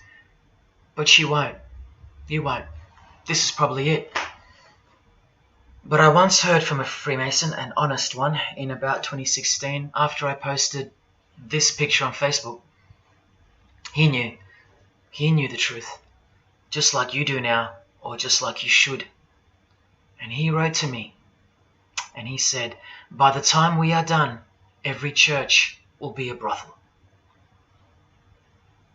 Well, in case you think that that's impossible, this is a fashion show that was held in a church, a real church, and it was organized by high-ranking Freemasons, who you will see now to be Satanists. Designed to be a heart-wrenching mockery and a colossal sign of the times, this event. Just so you know, it's a Masonic production. Here's the inside of a lodge. See those twin pillars? Well, here they are. See the Masonic checkered floorboard? Well, there it is. See the Masonic square and compass? Well, there it is. And do you see the eye of Freemasonry? Yeah, there they are. The lower square in the square and compass has been disfigured so that as to not make it too obvious. But now that we've established that, here is the spirit of Freemasonry, as displayed through just a few of the models. This one wears the horns of the Baphomet, the horns of Satan, with his all-seeing eye in the background. More horns. This model wears the all-seeing eye, as does this one. And this disgusting thing with another huge all-seeing eye of Lucifer in the background. Then there's this, with a satanic pentagram on her face. And finally, this male model in a skirt with two satanic inverted crosses of Jesus Christ on his top in a church. Oh, the morbid victory of the Freemasons. Unstoppable. For now. When people like Lady Gaga cover one eye while wearing an inverted cross, and you don't see the connection of the one eye symbolism to Satanism, then your observational skills have been compromised. In the span of 2 days, I saw these ads in my local shopping centre. And that alone tells me that the satanic age is here, manifesting all around us, seemingly invisible, while you look straight ahead through the symbols. Just like the initiation process of the secret societies themselves, society at large must be incrementally introduced and seduced into further depravity and self-love. And haven't we been slowly but surely perverted over time, degree by degree, until we think that men dressing as women is beautiful and healthy, anal sex is a form of expressing love, the sick world of pornography is considered as liberating for women and men, and protected by free speech. In California, babies are allowed to be aborted after birth because it's a woman's choice. And that's not considered murder. A world where we should applaud young children like Desmond is amazing, cross-dressing while he dances for gay men at a gay bar on a podium because he's paving the way for the kids of the future. And we should get shamed, fined, and even jailed if we point out that this is sick, sinful, and dare call it evil, which is what it is. What spirit is behind Desmond is amazing? Oh yeah, an evil spirit, no doubt about it. You think Freemasonry and their peculiar morals aren't behind the decline of Christian morality and morality worldwide? It's all by design.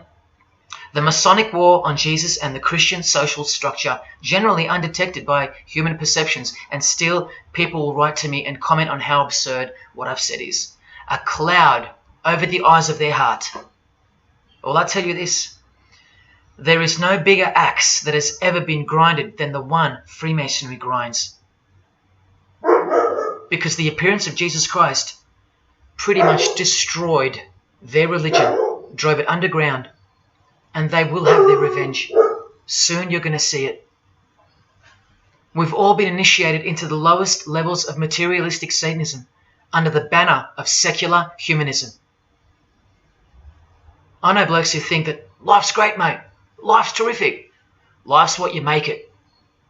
Evil, Lucifer, Satan, these are just words that Christians invented to help them sleep better at night. There are no cults. There are no conspiracies. John F. Kennedy's speech about secret societies plotting against the world, that's not relevant anymore. That's history. There's no such thing as Satanism amongst civilized people. Oh, children, when darkness comes to your door, takes your wife, takes your health, your job, your home, your freedom, your children, then you call out, oh my God, this is evil. Why is this happening to me? Well, here comes the darkness. Here comes the evil. You want to know what the New World Order looks like? You want to know what the future holds? You want to know what horror is coming to our planet? As Jesus told us, for then there will be great distress, unequaled from the beginning of the world until now, and never to be equaled again.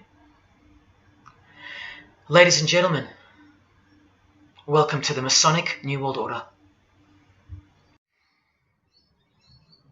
These are the mysterious Georgia Guidestones, also known as the American Stonehenge. They are a set of granite monoliths which were constructed in 1980 and funded by an unknown and anonymous group and commissioned by a man using the pseudonym R.C. Christian. On a ledger beside the monument is written, "Let these be guidestones to an age of reason." Here we have a reference to a new age. With this, we get a clue as to the spirit behind the structure. The Age of Reason happens to be the title of a book by Thomas Paine.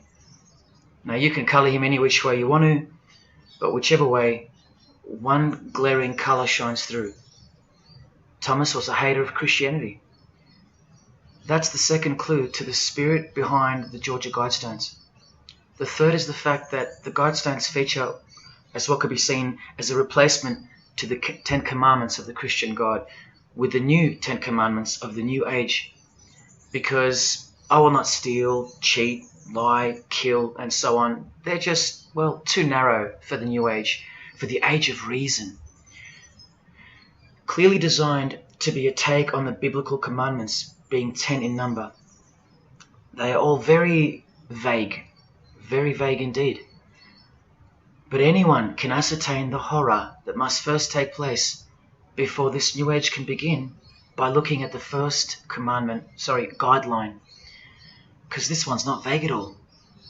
Maintain humanity at under 500 million. That's right, a reduction of at least 7 billion human beings would be necessary for that. This thing cost the equivalent of $500,000 US to build, and the street it's located on is named after it, so that tells you how much reach its creators had. Its presence alone is a disgrace and a declaration of execution to most living people alive today. But let's go on to the fourth clue as to the spirit behind these monuments. the monuments outlining the Age of Reason. The name R.C. Christian, the so-called person who commissioned the building of these giant slabs, anyone who's versed in secret societies or is a high-ranking member themselves would instantly recognize the pseudonym as a reference to the secret society known as the Rosicrucians, which is just another secret society branch that exists under the umbrella of Freemasonry, which is an extension of all secret societies of the past and is now the mother of all of them. In this Masonic website, Worshipful Master Win Westcott urges the Freemasons to consider their status as Rosicrucians. The RC stands for Rosenkreuz. Christian Rosenkreuz is the mythical founder of the Rosicrucian order. And as impossible as it is for me to prove that Thomas Paine himself, the writer of Age of Reason, was a Freemason, he did also write this book, The Origin of Freemasonry. That is the spirit behind the Georgia Guidestones, the satanic spirit, and a straight off the bat view of this approaching new age. I told you, the whole system is about to change, and it's not going into the future, it's actually going back into the past. The old religion, that's what's taking everything over. And you'll walk straight into it, blind as a bat, thinking these people want to help you. They will appear as your saviors, forgetting or never being told in the first place that all this time there have been two societies in the world. The visible one, which is the one we're in, and the invisible one. Remember that the invisible one considers you profane, vile, and vulgar. Why on earth would they want to keep you around? In a book I can't mention written by them, people are referred to as useless eaters. We've become excess inventory, redundant, and past our use-by date in their eyes. Think about this. According to a prediction by information technology and research advisory firm Gartner, 1/3 of jobs will be replaced by software, robots, and smart machines by 2025. That's 4 years away. Google engineering director Ray Kurzweil anticipates that robots will have reached human-level intelligence by 2029. And by 2050, 80% of all jobs will be eliminated by automation. What on earth are you and your family good for then? What do you think the secret society will do to the vile multitude then? The utopia is coming, but it ain't your utopia. You still think that by the measure of the minds of international Satanism, you should be kept around? This excess baggage that the bulk of society has become? No, no, no. The new age is dawning. And generally speaking, you're not invited. It'll just look like you are. Remember that Charles Darwin, the Freemason, is listed as an influential figure in the Satanic Church. So mass murder and mass death are natural and necessary themes in the name of evolution, an artificially induced evolution into this. Here's the same image in real life in Eilat, Israel, seemingly unrelated to the seal on the US dollar bill, right? But standing in glory with a Masonic square and compass, telling you exactly who owns this pyramidal symbol, complete with the one eye on top. Same symbol, same designers, worshipping the same God. You should be getting goosebumps by now. Is this a conspiracy led by international Freemasonry? Oh, you don't have to bet your life on it, because your life has already been placed as a bet on your behalf and without your knowledge, but with your permission, because all of the information is hidden in plain sight. In your face is where it's hidden. You're going to lose this battle unless you've been hidden in Jesus Christ, the only one who warned you that the new age is a trap and that it is the climax to this epic drama being played out on planet Earth. Now hang on, brace yourself, because I ain't going to let you down.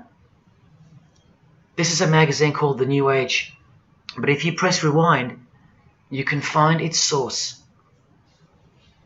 Supreme Council of 33 Degree, Freemasonry. This one stretches way back to 1922. See the twin pillars of Freemasonry? Look, this is 19th century Freemason and New Age pioneer Helena Blavatsky on the cover of this edition. She's the one who wrote that darkness is absolute light, and that Satan is the god of our planet, and that we are in hell. But do you think the readers of these magazines are told that?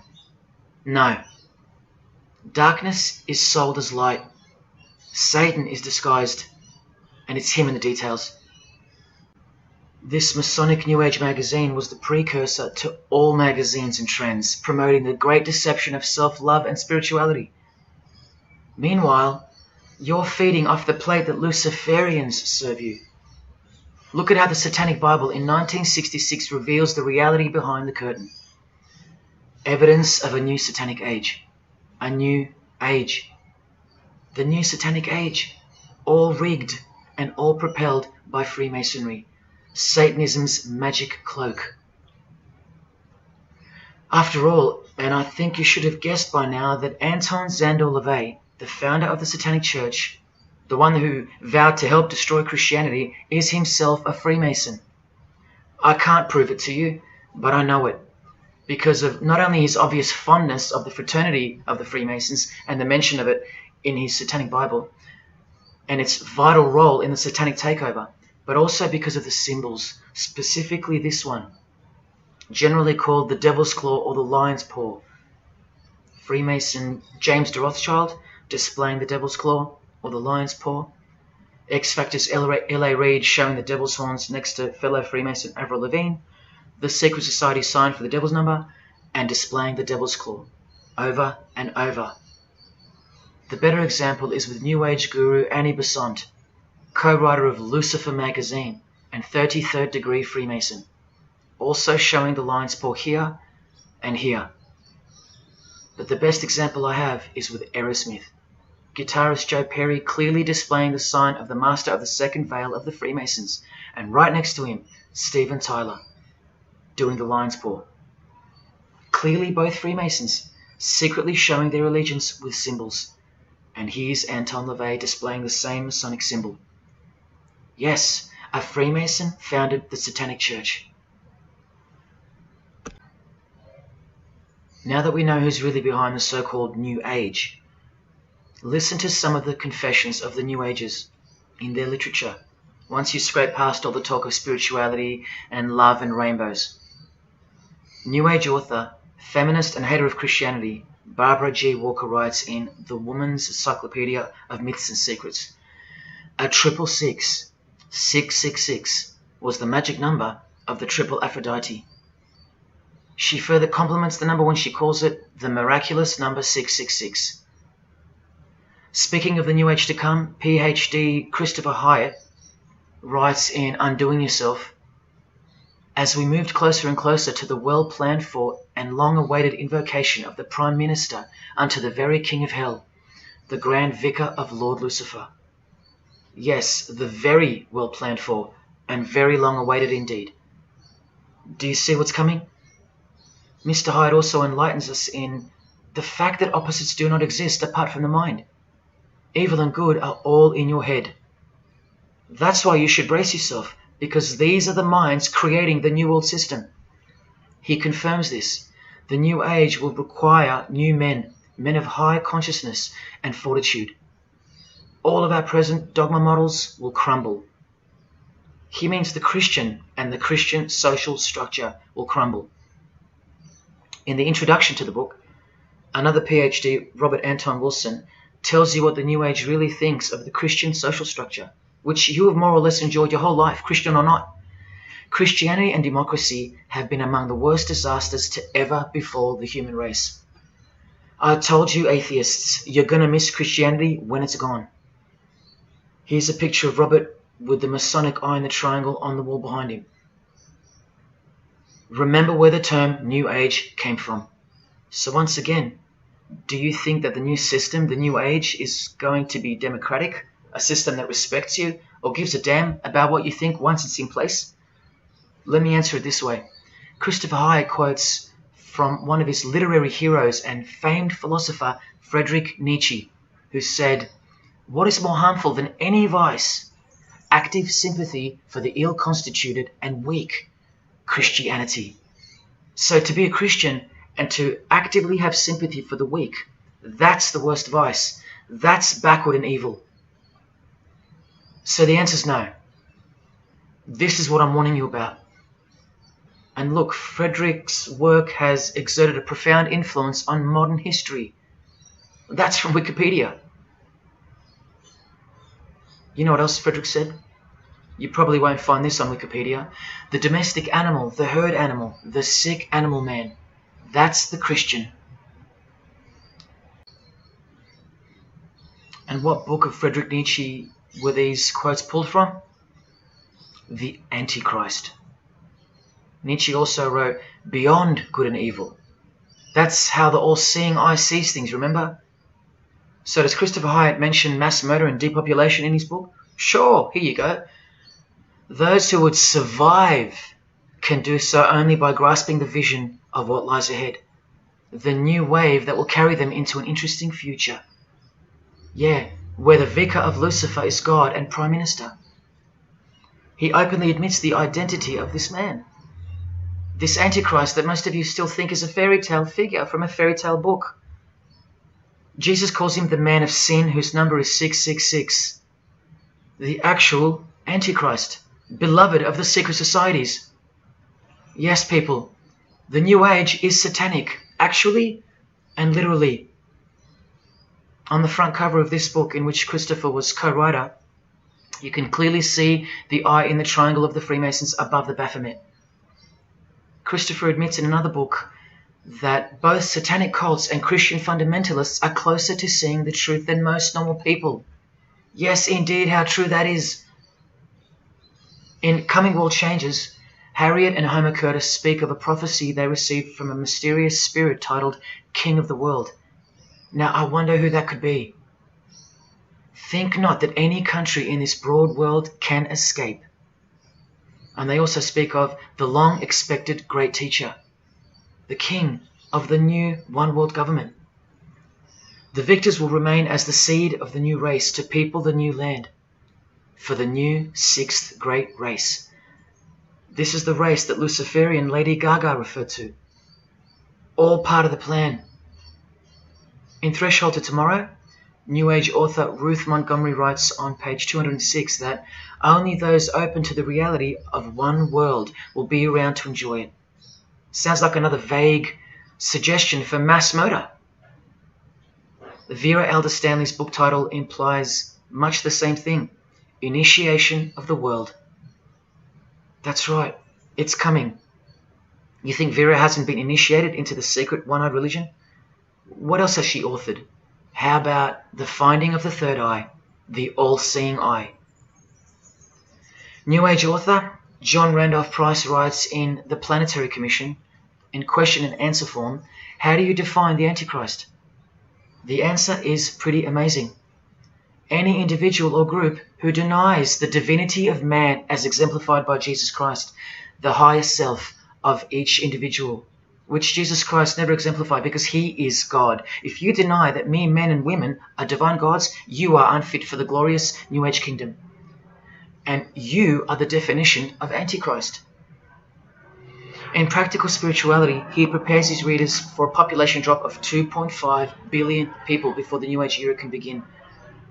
On page 32 of New Age author Barbara Marx Hubbard's book, Happy Birthday Planet Earth, she states that people will either change or die. That's the choice, she says. Notice the New Age has a new gospel, yet all the while, the world will be neglected of the information in the real Gospels, where it warns and predicts. For if someone comes and preaches another Jesus, not the Jesus whom we preached, or another gospel, you are most beautifully tolerant of them. In the Book of Knowledge, The Keys of Enoch, the writer has a quote-unquote direct experience with two spirits, Enoch and Metatron, and they share with the writer spiritually scientific teachings regarding the new system of things soon to be fully manifest. The reason this work is considered extra special amongst its readers is because it was the first book to point out the alignment between the Great Pyramid and the constellation of Orion. The first book ever. That's basically proof that these spirits, Enoch and Metatron, are the real deal. Not only that, it was also the first book to show the direct relationship between DNA coding and the divine name. That's pretty serious, and the atheists should be really waking up by now, because this is the world's most powerful and secret religion we're talking about, nothing less. The writer was told that those who govern the earth are those who have fallen from the heavens. He calls them the masters, and even states that they were punished with penalties that were assigned to each. These are the fallen angels of the Bible, people. These are the masters of the Masonic New Age, as proven here in one of the illustrations from the book. Same symbology. This worldwide catastrophe that is coming will bring about a complete reorganization of Earth's life system. And like all high-grade initiates of the secret societies, every attempt is made to bring positivity to the number of the Vicar of Lucifer. I was given instruction to use the specific light harmonics 666, 999, and 12, 12, 12. The spirits further inform the writer of the Keys of Enoch that the pattern 666 is used to identify you with respect to the earth's vibration. The number of the beast of the Book of Revelation of Jesus Christ is not only being glorified, it's manifesting in the world. And from another illustration from the book, once again, the same image we see being used over and over with the eye on top of the pyramid. This is the secret religion that encompasses us and has been influencing us for decades upon decades. 2 to 3 centuries, in fact. Just like the Gospels explain, this is an absolute counterfeit of the truth. Christ is mentioned everywhere, but not Jesus Christ. No, this is the Antichrist spirit, who will eventually manifest and appear to the world as one man. Doesn't sound so mythical anymore when you see that the enemies of Jesus Christ and those behind the New World System, they use biblical terms. And Christ, to depict the antithesis, the anti of the real Christ, their Saviour. And these spirits from the world we can't see are the ones who taught mankind the sick art of witchcraft. Look at who supplies this book online, sacredmagic.com. You know what magic really is and what it really entails now. So once again, you can see the connection, the relationship. If you still think that this phrase, New World Order, is a conspiracy theory, you're suffering from a medical condition. On the Lucius Trust website, the consultants to the European Union, you find the statement that the New World servers are occupied with the task of inaugurating the New World Order.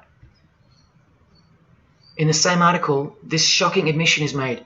2/3 of humanity will stand upon the path at the close of this age, and with that, 1/3 will die, or to put it surreptitiously, will be held over for later unfoldment.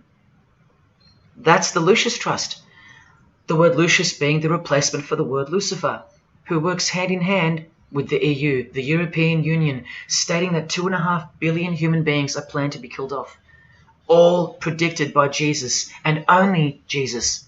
And if you still think I'm joking or misleading you about what these people are and what they plan to do, here's a book written by the founder of the Lucius Trust, the Freemason Alice Bailey, Education in the New Age, where she, well, educates you about mass population reduction. When a form proves inadequate or too diseased or too crippled for the expression of that purpose, it is, from the point of view of the hierarchy, no disaster when that form has to go. Death is not a disaster to be feared. The work of the destroyer is not really cruel or undesirable. Do you see? Did you hear that? Through the all-seeing eye of Lucifer, the destroyer, for the purpose of the new world, death and mass murder isn't evil, it's good.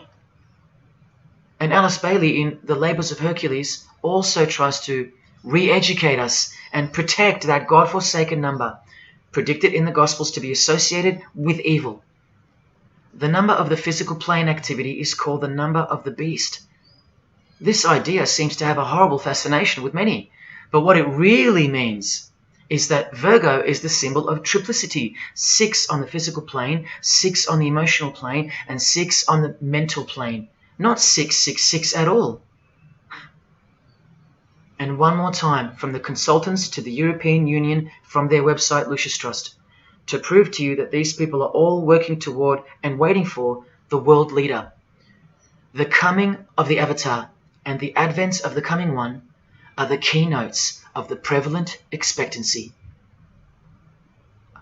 After everything I've shown you, are you going to ignore this? Or worse, are you going to trust these people, of whom were predicted to this very condemnation 2,000 years ago? Right down to a one-world system, depopulation, and to the man who will carry the number 666, and with it implement a new system in which you won't be able to buy or sell unless you receive a mark in your hand or forehead. And what's just been announced by Business Insider? Cashless society. Due to this, by 2024. This is the manufactured trend for the world. And you better believe it's fulfilling biblical prophecy. You know that book that's been ripped out of schools and hysterically discredited? Why do you think there's a single eye displayed on all the covers of George Orwell's dystopian novel 1984? It's because the one-eye religion is the one in permanent control, where democracy and Christianity have been utterly extinguished, and the remaining population live in a whole new level of permanent communism. It is well known that George Orwell himself had ties with the Fabian Society, which is a secret society complete with degrees of initiation. Tucked away neatly somewhere under the wing of Freemasonry, the Fabian Society's logo used to be this: a wolf in sheep's clothing, which is exactly what Freemasonry is. And it was a metaphor for gradually advancing socialism. And socialism is communism for slow learners. This level of denial on our part has been brought on by mass propaganda, because everything has been weaponized to work against you and God's truth. Education, entertainment, and economics. You're a slave to each one. And Freemasonry is the slave master. Listen to the Grand Pontiff of Universal Freemasonry tell you about it in Morals and Dogma. The blind force of the people is a force that must be economized and also managed as the blind force of steam. You are just blind energy to them, made to be enslaved. This force must have a brain. Who do you think the brain is? Freemasonry is the brain, obviously. And he's saying that we're just the body parts that move to its will. Look, these are some pictures I took of the local obelisk in my town. An erect phallus hidden in plain sight. See how the cube at the bottom is rough? In Freemasonry it's called the rough ashlar stone. Well, watch this from Morals and Dogma. The rough ashlar is the people, rude and unorganized. Once again, you can see what this secret society secretly thinks of you. Now see how the stone built on top is smooth? That's called the perfect ashlar. The perfect ashlar is the state, the rulers. Yeah, the one-eye sex cult of Freemasonry, which hides its master, Satanism. Now, where is this brain taking us? Remember, this guy is the general who fought against the United States forces to uphold the institution of slavery. And the Grand Pontiff of Universal Freemasonry, who calls you the vulgar herd and the ignorant multitude, and admits that, yes, unbelievably so, Lucifer is the light bearer. This is the highest authority in Freemasonry, the secret religion of all our leaders and idols. Believe it. Now listen to this. The papacy and rival monarchies, all that will become the heritage of the temple, meaning the temple of Freemasonry. The world will soon come to us for its sovereigns and pontiffs. We shall constitute the equilibrium of the universe and be rulers over the masters of the world. They're gonna own it all. And it's true, the papacy and the monarchy have fallen into their hands. All Freemasons now. This is a 150-year-old book, so you can see how far ahead they plan, while we stay ignorant. How do you suppose that they won't achieve the New World Order? The New World Order of death. Of combined and systematic movement and effort, the great revolution prepared for by the ages will begin to march. The future is all planned for by them, And the revolution prepared for by the ages is coming. And it'll look like a natural occurring event, just as current events seem natural. Lastly, from his other book, Legenda, and reading from the ancient and accepted Scottish rite of Freemasonry, Albert writes, "And thus the warfare against the powers of evil, meaning Christianity, that crushed the order of the temple in the 1300s, goes steadily on, and freedom marches ever onward toward the conquest of the world." The conquest of the world, guys. And this is their method. Ingenious as it is, the double-headed eagle, the left and right paradigm. Whether you are pro-abortion or life, prefer Macca's or KFC, Ford or Holden, vote Liberal or Labour, shop at Coles or Woolies, go for the Parramatta Eels or the Canterbury Bulldogs, always the two most opposing forces, the result always feeds the one belly. The two heads always serve the same Masonic beast. Do you get it? That's number one. Number two is the horribly magnificent motto of their double-headed eagle, Ordo ab Chaos. That means order out of chaos. It's the ultimate way to achieve your sinister goals while looking like a hero. With one hand, they create beautiful and noble things. With the other hand, the hidden hand, they destroy and pervert. Then the helping hand comes back in to save or fix things again, alternating from one to the other, while nudging toward a predetermined goal, until finally reaching that goal that's set in mind in the first place. All the while, you never knew that the same hand that's saving you is the same hand that was destroying you in the first place. Order out of chaos. Their order out of their chaos. Another way to look at it is this. Z creates or exploits a problem, then attributes blame to others. Y reacts by asking Z for protection and help to solve the problem. Z offers the solution that was planned for by them long before the crisis occurred. Ordo ab Chaos, order out of chaos. Now you can change Z and Y to suit any scenario. For example, your best friend who wants to sleep with you creates or exploits a problem, then attributes blame to others. You react by asking your best friend who wants to sleep with you for protection and help to solve the problem. Your best friend who wants to sleep with you offers the solution that was planned by them long before the crisis occurred. Each time your best friend gets closer and closer to you until eventually they're in your bed. How about your employee creates or exploits a problem, then attributes blame to others? The employer reacts by asking the employee for help to solve the problem. The employee offers the solution that was planned by them long before the crisis occurred.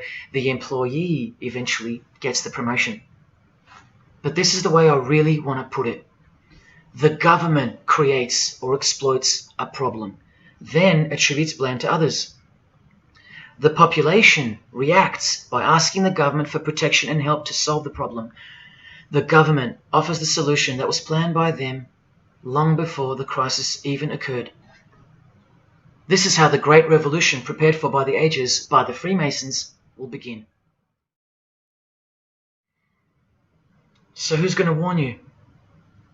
Even modern Christianity is steered by Freemasonry. Hillsong won't warn the sheep about Freemasonry and the One World Government. What, the Hillsong senior pastor who wrote these books and lives here? No chance. Did modern day Christian heroes like Billy Graham warn you about Freemasonry? Well, no, because here he is giving the Master Mason grip to other Christian giants like Paul and Jan Crouch, all Freemasons. Here he gives the same third-degree handshake to former President Harry Truman, and here to a Muslim Freemason. Billy is listed as a Freemason in the 33rd degree Albert Mackey's History of Freemasonry by the publisher on the inside flap. Billy's son, Franklin Graham, also won't ever expose Freemasonry because he's too busy eating at Voodoo Donuts, where they sell these donuts and these pentagram donuts. More Christian heavyweights like John Hagee or Hagee throwing up the devil's horns. He'll never preach against Freemasonry. Neither will all these world-famous pastors throwing up the devil's horns. The very popular Ray Comfort even stated that he wasn't a Freemason. Well, here he is, giving a perfect Masonic handshake with pastoral giant Joyce Meyer. Do either of them expose Freemasonry, or the fact that it's the driving force behind the One World Government, all predicted by Jesus? Of course not. What about Christian radio or the Christian music scene? No, not a single word of warning whatsoever regarding the satanic church that lives and breathes all around us. Freemasons like Bono, wearing the Christian name tag, his whole band of Freemasons. Bono too should know better than anyone that a one world government is a trap as foretold in the Bible. But Bono supports it. Oh yeah, he works for it. Just like the Masonic Pope does.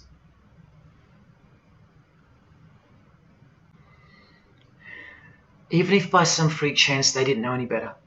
No disciple of Jesus can bend their knee to another man in the Masonic Lodge, calling him master and swear to keep secrets.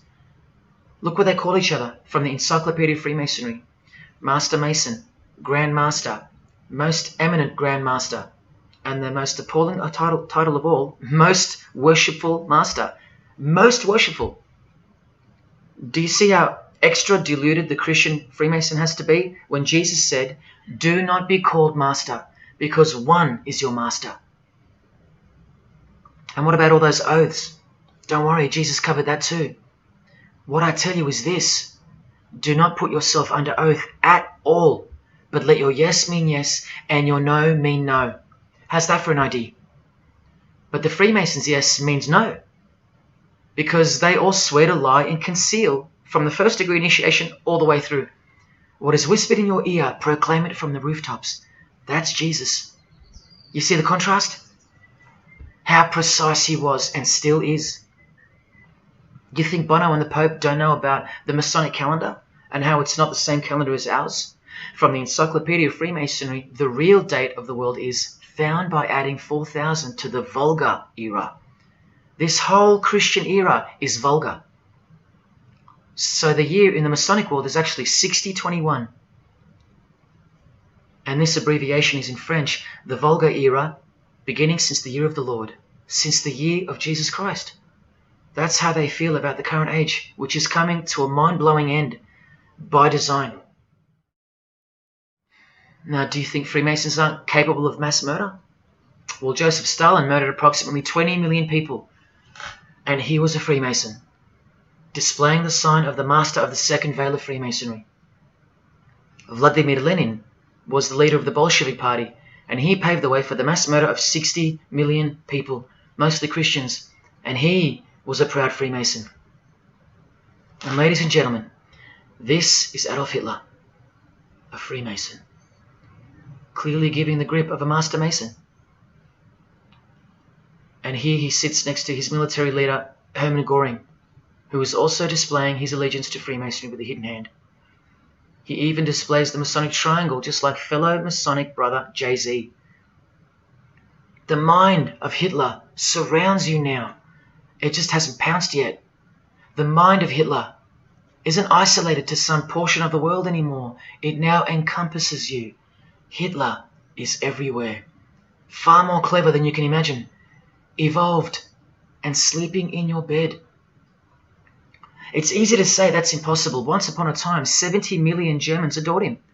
Once upon a time, Hitler was named Man of the Year by Time magazine. You've been fooled by the satanic machine. Please don't try to get inside to the mind of Freemasonry. It's like trying to understand Satan himself. You can't, and you don't want to. Freemasons will make friends with their most hated enemies. They will cross-dress their morals to move closer to their goal. They'll make the English language void of any meaning by turning everything inside out and upside down to camouflage its objectives. They will simultaneously create charities along with the greatest machines to ever destroy the hearts of men, like pornography. They will sell their souls to gain the world. They are a dichotomy, a paradox, a lie that loves to speak the truth and a truth that loves to lie. They are a snake eating their own tail, consuming what they produce. Freemasonry is hell dressed as heaven, death dressed as life. Its God is an angel of darkness dressed as an angel of light, and 90% of its membership is a shield, lost in its symbolism. Freemasonry has become the ally and the opposition. Who are the biggest voices on so-called climate change in recent years? Which is more order out of chaos? Al Gore, a Freemason, and Greta Thunberg. From a Jesus-hating, secret society family. Freemason and former Russian President Mikhail Gorbachev said this in 1996. Yes, the whole world is under the control of the evil one, like the Gospels say. Freemasonry controls the opposition, with the most popular conspiracy theorists Alex Jones and David Icke both banned, yet both secretly Freemasons, who will lead you in every direction except into the arms of the ultimate power of the Gospels. Every noteworthy religion is comfortably caught in the Masonic net because they all stem from a lie. Here's the Dalai Lama with a bunch of Freemasons. He just loves hanging out with famous people. Here he's throwing up the devil's horns with Freemason Gene Simmons. But there's no way the Dalai Lama can be a Freemason, right? Well, here he is displaying the hidden hand of the Freemasons next to George W. Bush, a fellow brother. That's right, the Dalai Lama is a Freemason, under an oath of silence and sworn to secrecy. Are you going to wake up now? Here he is with his students in his temple. And what's behind him? This symbol. Can you see? The pyramid with the emanating eye on top, symbolized by a sun, which you know now is the phallus of the god of this world, shooting forth his generative light, his mystical sperm that gives life, and whose one eye transcends good and evil, both of which are just illusions of the mind. Understanding this comes by initiations, and yes, tantric initiations are used in Tibetan Buddhism. Gerald York was the Dalai Lama's emissary, his personal representative to the West, and he was personal friends with 33rd degree Freemason and Satanist Aleister Crowley, who wrote 20 essays named Aleister Crowley, The Golden Dawn, and Buddhism. And he also served as a consultant to the movie Lucifer Rising, the Dalai Lama's representative. See how the eye can also be represented by the sun, caught behind the moon in this movie poster. That's just like the Dalai Lama's logo. And here's a scene from the movie with the Masonic square and compass hidden in plain sight. Look at the symbol of Buddhism, and look at the floor inside every Masonic lodge, symbolizing opposites and equilibrium, which creates life, and where evil is not what it seems, it's necessary. Why do you think the New Age author Christopher Hyatt, who writes that the Grand Vicar of Lord Lucifer is soon to be crowned Prime Minister of the world, notes in that same book his appreciation of Nietzsche, the man who states that the Christian is the sick animal man, the Zohar, which is witchcraft, and Buddha. These are the people he appreciates. Why does he lump Buddha into the same basket? I'll tell you why right now. Because in his highest manifestation, the Buddha, seeing the illusionary world through the all-seeing eye, his third eye, would not interrupt a rape if he happened to walk by, so as to stay detached from the karmic cycle. Whereas Jesus, knowing everything and more than the Buddha, would sacrifice himself, because he was born to destroy evil, not transcend it. So tell me, who would you rather have walk by if you were being raped? A transcendental meditator or Jesus Christ? Whatever you think of me, you will have to reconcile the fact that all the leaders of the world, from Scott Morrison to the Dalai Lama, belong to the very same secret society as Adolf Hitler did, Freemasonry. The secret religion no one speaks about, for good reason, and by good I mean very, very evil. What do you think is going on here? I've told you almost exactly what's going on. We're in a lot of trouble, because in the land of the blind, the one-eyed man is king, and Hitler, Stalin, and Lenin combined will be child's play compared to what's just ahead.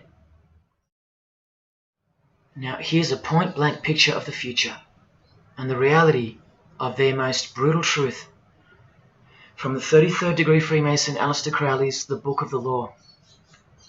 We have nothing but the outcast and the unfit. Let them die in their misery. Compassion is the vice of kings. Stamp down the wretched and the weak. This is the law of the strong. Do you see? Can you see the future yet?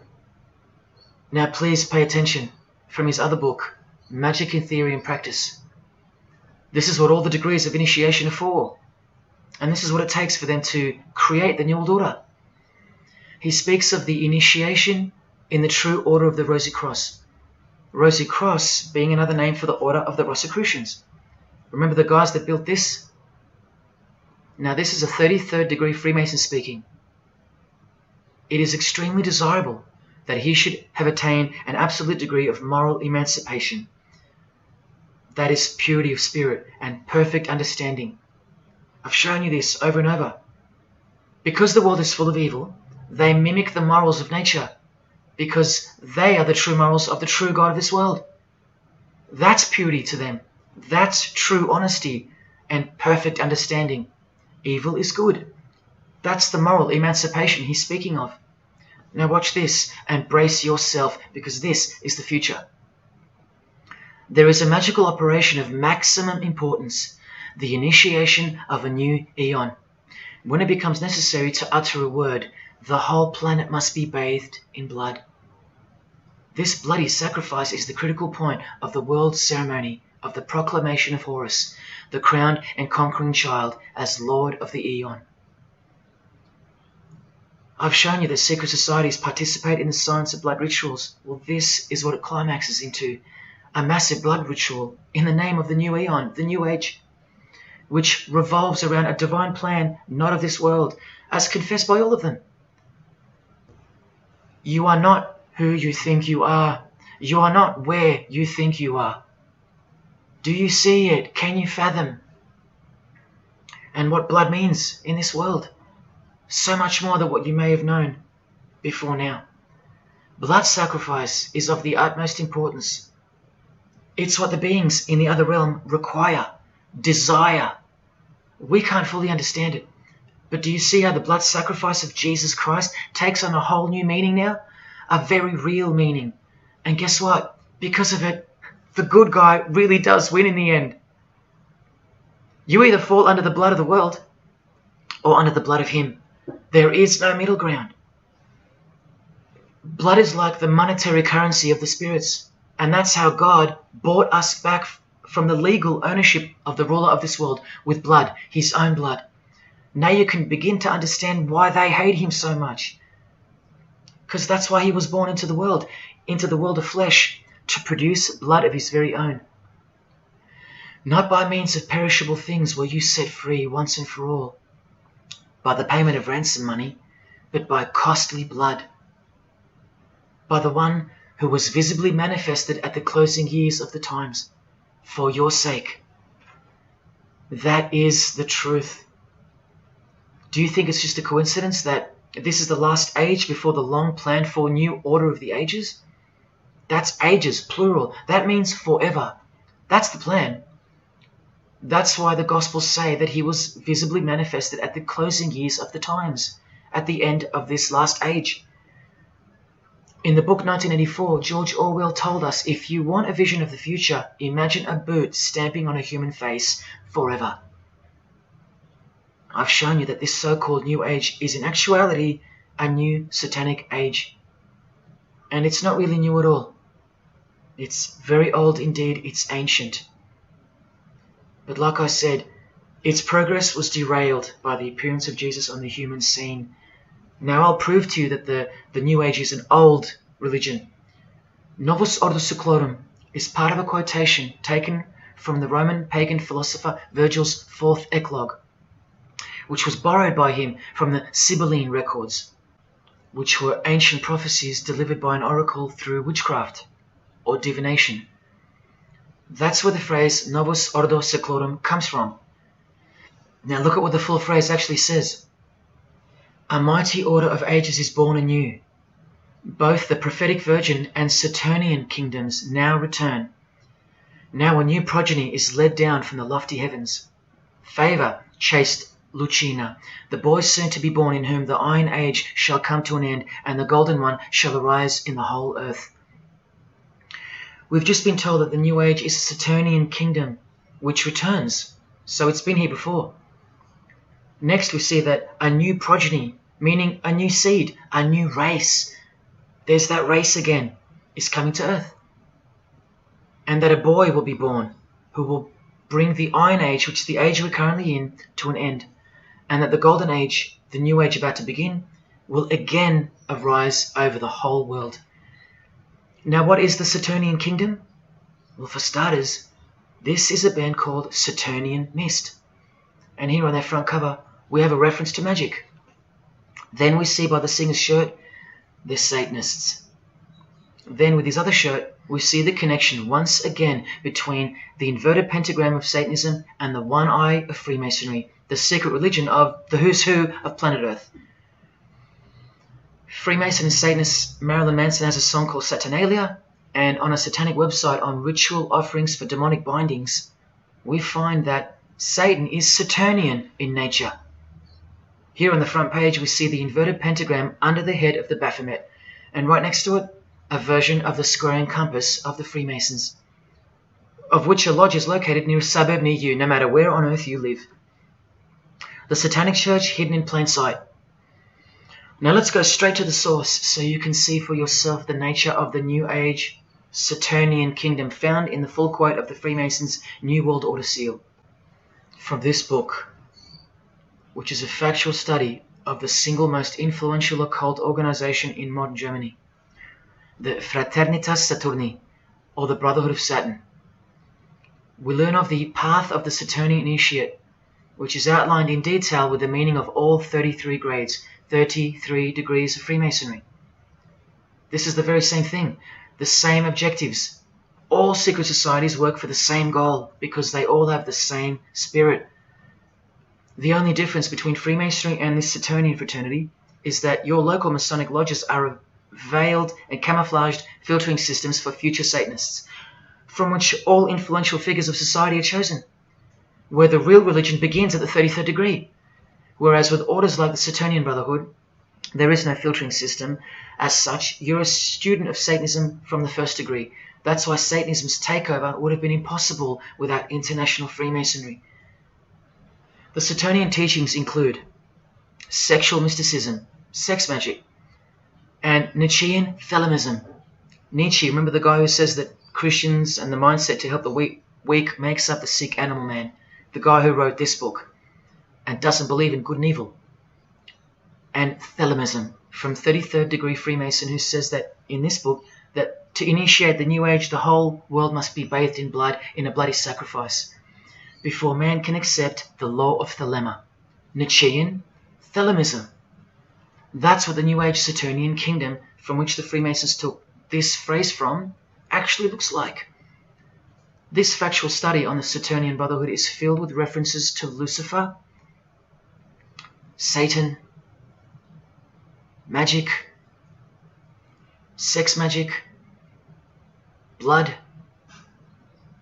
sacrifice, the number 666 as mentioned by Jesus Christ himself, and of course, Freemasonry.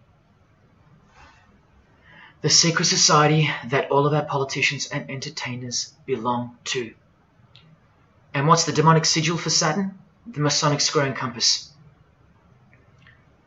Are you going to snap out of it now? When you see a beautiful sunrise and smell the fresh air, or hear a great song, or see a great movie, are you going to forget where you really are? When you hear people using Jesus Christ's holy name as a cuss word, are you going to forget where this phenomenon really came from and why it's taking place? Now that you've seen how actual and bona fide the reality of 666 is from their own mouths and symbols, let me show you where else it's revealed. Do you see these Roman numeral numbers down here? They add up to 1776, the year that America officially became the country we know of today. And also the year of the birth of another secret society, which was absorbed into Freemasonry after it was banned in 1785. But look, the base numbers. M is 1,000, C is 100, and X is 10. All you have to do is subtract the base numbers. 1776 minus 1,000 minus 100 minus 10. Or simply remove the Roman numerals which represent the base numbers. No, I'm not playing tricks on you. Neither are your eyes. But someone else is. Now that you've seen the prevalence and seriousness of this horrid number, now that you've seen what you've seen, I can show you where else it appears. this figure is represented by the numbers. To make this work, they had to remove the number 1 altogether and separate the 2. Of course, we'd be too dumb to pick up on it. But 789 minus 456 is this, multiplied by this lonesome 2. That's right. This dark and mysterious figure is none other than the long-anticipated Antichrist, the ruler of the Saturnian kingdom, which is on its way. And Australia has been steeped up to its neck in secret societies since the early 1900s. World Economic Forum logo, with this slash through the O's, is of course representative of the number of the ruler of the New Age, 666. The barcode is the primitive version of the worldwide system that Jesus predicted would revolve around the number of the beast. And as you can see, the base of every single barcode in all the world is 666. No matter if the lines are on the ends and in the middle are elongated or not. I found that out from the horse's mouth in an interview with the man who was commissioned by IBM to come up with a new way to automate data collection. There are in fact 3 6s in the Google logo, which comes from this occult symbol. Coincidence? And he found in a Masonic lodge the square and compass symbol appears in the middle of a hexagram, which is a symbol used in the royal art of Freemasonry, witchcraft, as shown in this book.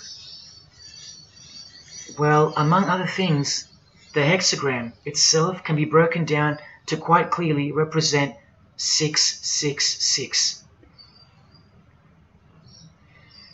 This is a Masonic square and compass designed by the Manal Masonic Lodge, symbolizing world unity. Up the top you find the logo of the United Nations. Well, there are 33 segments in the UN logo, symbolizing the 33 degrees of Freemasonry. See this crop circle here with the Masonic eye on top of the pyramid? I know nothing about crop circles and the phenomenon of them, but I know how many rays are coming off the eye. 33. 33 degrees of Freemasonry. Don't forget that the highest authority of Freemasonry already admitted to be the designers of the pyramidal seal in a 1962 edition of their magazine, The New Age. I've shown you how the inverted pentagram makes for the spelling of the word Mason in the same seal. Well, that same pentagram with the elongated top horns appears here in a European Union logo. An inverted satanic pentagram right in front of our eyes. Here's the European Union building architecturally mimicking the Tower of Babel. That was the very same tower that the God of the Bible destroyed thousands of years ago, according to the Bible, when Nimrod, one of the admitted founders of the original craft of Freemasonry, tried to unite the world under one world government. So this logo and this building design is a clear statement to the God who intervened the first attempt at a world government. This is England's Secret Service logo for MI5 with the word intelligence being symbolized by the eye of Lucifer, who was viewed as the most intelligent entity in existence by the secret societies. And this is the symbol for the Information Awareness Office. You know exactly who's in control, and now you know exactly what they want, and they will get it. In a 1962 article written by former US President and Freemason's wife, Edith Roosevelt, in the New Hampshire News, and speaking of the spiritual counterpart building for the United Nations, called the Temple of Understanding, she writes that the symbolism planned for the building dates back to the black magic practiced by the high priests of ancient Egypt, and that the building will contain a giant eye. You don't have to wonder why now, because you know why. This clothing designer is fully aware that the one-eye symbol is synonymous with Satan and a hatred of Jesus. Does this movie poster make any more sense to you now? Well, are you ready for the second biggest shock of all? Whatever you think of what you're about to see, please come see me on the other side of this so I can show you something. This clip only goes for a few minutes. And keep in mind, the only reason I'm showing you this to you is because the writer and director of the preview of this movie-style documentary was murdered, along with his wife and his little daughter and his dog, all before the production could begin. The murder was made to look like a murder-suicide, the news of which never made national broadcasts, just the local news. Case closed, nothing to see here. You have to ask yourself why. After so many movies with a dystopian, World War, totalitarian type theme, why was this movie so dangerous and strictly unacceptable for public viewing that a whole family would be murdered? Well, this movie was going to tell us about America's secret destiny. And one other thing which you'll see on the other side of this clip, an amazing thing. As titled by Manly P. Hall over 100 years ago, what's the secret destiny of America? Well, it's this.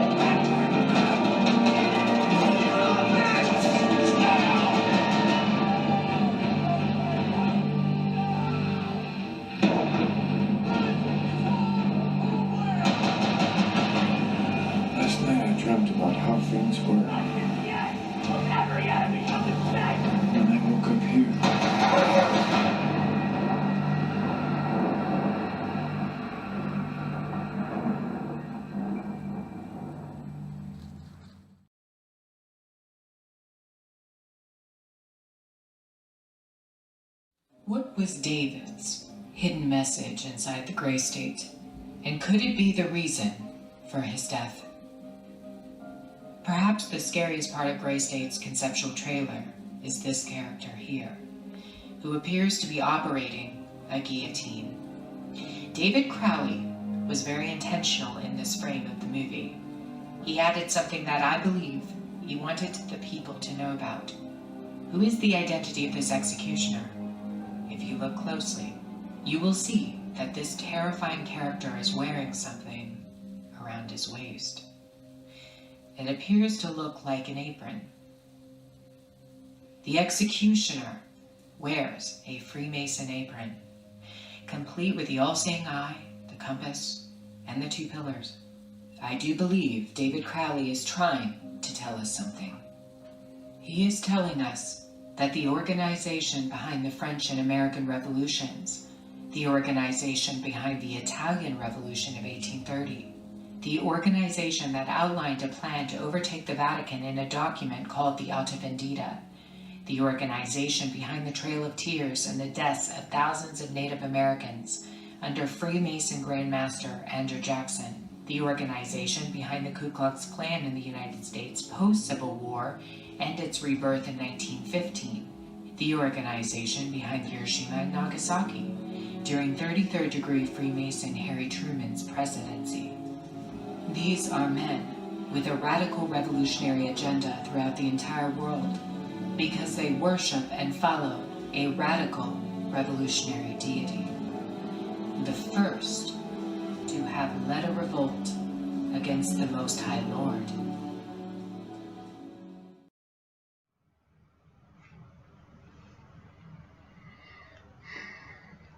When I was in high school, coming from a completely non-Christian and non-religious family or background, I distinctly remember the first time that I decided that the Bible, or the New Testament, to be more precise, was definitely not true. Made up, fairy tale, whatever. It was one verse, one scripture that to me at the time proved unequivocally that it wasn't written for our time. A prophecy that was impossible to be fulfilled. Here's the verse. And I saw thrones, and they sat upon them, and authority to administer justice was given them. And I saw the souls of those who had been beheaded, because of the testimony they bore of Jesus, and because of the word of God. No way could guillotines be introduced as a form of execution in the 21st century, right? No way. Proof that the Bible was a prehistoric book written for prehistoric people. And this is long before he woke me up on a midnight highway to spare my life from a high-speed collision into a concrete wall. Ladies and gentlemen, in 2021, like the smartphone or the smartwatch, this is called the smart guillotine. Built by Chanel. You know, the perfume and clothing and accessories brand for the rich. What on earth does a perfume company have to do with chopping people's heads off? Well, I thought I told you that all of this is just the tip of the iceberg. I wonder who really owns Chanel. Well, here's their logo, and there is an eye in the design. And have you seen their drip design? How odd. Welcome to the real world. You ready? This is from a legislation archive from the Georgia House of Representatives in the 1995-96 sessions. This is Bill HB 1274 on the death penalty, guillotine provisions. How far along are we into enacting these bills worldwide? I don't know. Maybe they've been enacted already. But I just wanted to show you that in 1995 the ball was already rolling. Another ball that's rolling are the 7 universal Noahide laws. They sound great from the outside, designed so to conceal some terrifying details on the inside. Firstly, they were signed into US law in 1991 by George H.W. Bush on March 26. Here's the bill and resolution. It was named Education Day. As you can see in the details of Resolution HJ 104, they are the 7 Noahide laws, resolved by the Senate and House of Representatives of the United States of America in 1996. Every single president since H.W. Bush has annually re-signed this resolution. Many world leaders have called for the acknowledgement and observance of the 7 Noahide laws, including the President of the European Union in July 2014 and the Australian Governor-General Michael Jeffrey in 2008. And this will be international law. So what's the problem? Well, just for starters, the law against idol worship will include, quite specifically, the worship of Jesus Christ as the Son of God, which the Noahide laws will classify as blasphemy, and the punishment for transgressing the 7 Noahide laws and for blaspheming the ineffable name of God by calling Jesus God is decapitation. I'll let you take that in for a second. This will be governed by a world court with no possibility of appeals. Something like this, an international Sanhedrin. Who do you think is truly behind these laws? Well, I can show you that right now. Here is the bill being signed into law by H.W. Bush, and here is their signature hidden in plain sight, the hidden hand of Freemasonry, displayed by this sinister and gloating-looking individual. And you know what Freemasonry is a cover for now. Who do you think designed the guillotine in the first place? This guy, Joseph Guillotine, a Freemason. Still don't believe in the prophecies of Jesus Christ? You're still in denial?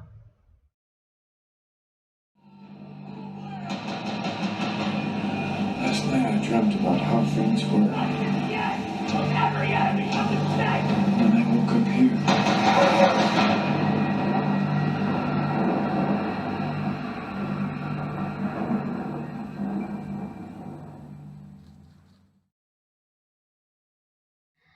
Well, that's why the director was murdered. And his wife, daughter, and dog. I think of them often, and sometimes when I need spiritual sobering up, I think of that fateful and evil night where that beautiful Christian family were brutally eliminated. If you think he wasn't onto something, well, he paid the greatest price to share this with you. Prophecy will be fulfilled. Listen to the words that come right after the execution by guillotine scripture in the Gospels. And I saw those who were such that they did not worship the beast, nor his image, and did not receive his mark of identification upon their forehead and hand. Remember this mark in the video? I'm not saying that the director knew what the mark would be, but based on the symbology, he knew who would be behind it. Look at the triangular symbol of the Freemasons. The Masonic triangle around the eye, and the Brotherhood of Saturn. Now look at the front cover of the book written by New Age author Maurice Nicoll. The mark. Same symbol. Identical to the symbol used by J.K. Rowling, who said its design was inspired by the Freemasons. Who has this tattoo, which represents the Baphomet. Well, solve coagula is the process in which they will bring this New World system to life. It's identical to the Masonic motto of order out of chaos. Solve means dissolve or destroy, and coagula means to bring the elements back together into a new and higher form, a new and higher system. Jesus described it as the beast system, and one way or another, we will be marked as a form of identification in order to participate. But first, chaos must ensue. A deep Masonic truth, which is mostly true anyway, is that destruction precedes construction. It's like having to destroy a tree in order to create a table. The same principle applies to creating the New Age. That's why I know that the process which involves the creation of a new system must involve the destruction of this one. Now, this is the last referenced work I'm going to use to show you who will be the head of that system, that one world government. A book by David Spangler, considered as one of the founding fathers of the modern New Age. He also has an intimate relationship with the United Nations, as shown in a 1975 document which was uploaded to the UN archives in 2006. Please pause to confirm that, where you can find his name listed under the Board of Directors for the Planetary Citizens Group. In his book, Reflections on the Christ, David Spangler, remember, one of the founding fathers of the New Age, and a member of the Board of Directors in a United Nations sanctioned program, repeatedly upholds and honors the entity known as Lucifer. He tells us all about what is required to step into the New Age. Well, mainly, what's required is a new understanding of the angel Lucifer. He writes that when this great project of evolution began, man went forth as consciousness to learn his divinity, and Lucifer went with him. It is important to see that Lucifer, described as an angel, a being, a great and mighty planetary consciousness. He says that, just like in Halloween and trick or treat, if the person offers a treat to Lucifer who knocks on his door, And the person says to Lucifer, "Come in, and I will give to you the treat of my love and understanding, and I will uplift you in the light and presence of the Christ." Christ meaning my outflow. Then Lucifer becomes that being who carries the ultimate treat, the light of wisdom. Lucifer represents experience. Lucifer is literally the angel of experience. The Luciferic element becomes the true revealer of light, the angel of light. The light that reveals to us the path to the Christ comes from Lucifer. The Christ that he refers to obviously is the Antichrist spirit, who will eventually manifest on earth as one man. But for some odd reason on page 60 he feels compelled to clarify that he was only joking once when he said maybe to enter the New Age we all need to take a Luciferic initiation. Well, that's definitely no joke. That's right, Lucifer is the savior of the secret societies. The solar system was the manifestation of the consciousness of a very great being known as the solar logos. And if we go back to the secret society of the Brotherhood of Saturn, we read that mankind will be able to take a measure of egocentric power from the solar logos. In this way, Lucifer is the savior of humankind.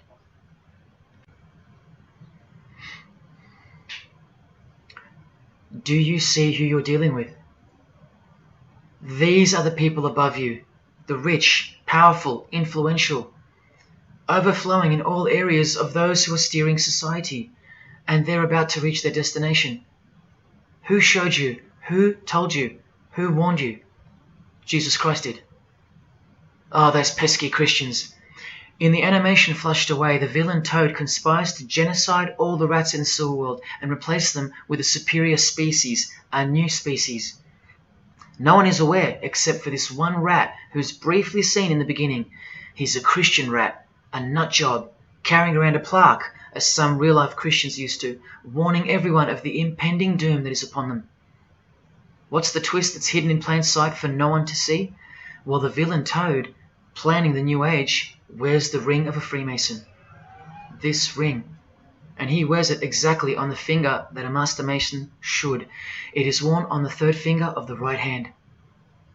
There is one who predicted it all, and they know that. That's why he's been so thoroughly discredited, or so it seems. Yes, the nutjob Christian was right all along. Remember one last thing before I close. From Masonic New Age author Christopher Hyatt, who spoke of the well-planned-for and long-awaited invocation of the Prime Minister of the world, when he wrote in his book, "A massive truth that I wish with all my being that you would grasp. Both satanic cults and Christian fundamentalists are closer to seeing the truth than most normal people. The world has always been at war, a spiritual war from the beginning. And if you don't know it, then you're losing the battle. The gospel tells us so accurately that the enemy we wrestle against is not made of flesh and blood, but it is made of spiritual forces of evil in heavenly realms. That's where the real war is being waged, in the spirit. And now that we know what secret societies are and what they've tapped into, we can rest assured that that statement from the Gospels is true.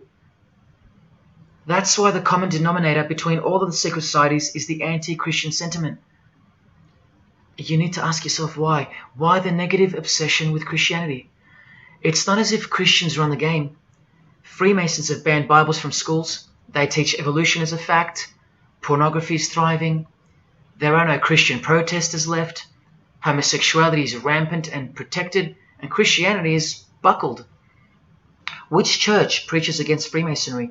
Which church is telling you about Satan and his hidden church, which has permeated every vein of society? So why do they hate Jesus if they're at the top of their game? Because Jesus Christ is real, that's why. And he left us prophecy that they can't escape. See, the more they win, the more they fall into the hands of the prophecies of Jesus and his Gospels. What a blessing for you, those who would grasp this as truth. What good news for you, and what a terrifying conundrum for them. If you've come this far, and you still don't care, or still unwilling to trust, then you deserve what's coming, as a law of nature. because you've been warned of all of it. The one world government clearly on its way. Cashless society, inevitable. The mark that each person will receive, without which you won't be able to buy or sell or participate in this world. And the manifestation of the name, the number of the name of the one who will implement this system. 666. All of it is coming to pass. Inescapable we are from him. Everything and everyone will fall back into his hands, where he will finally separate the goats from the sheep.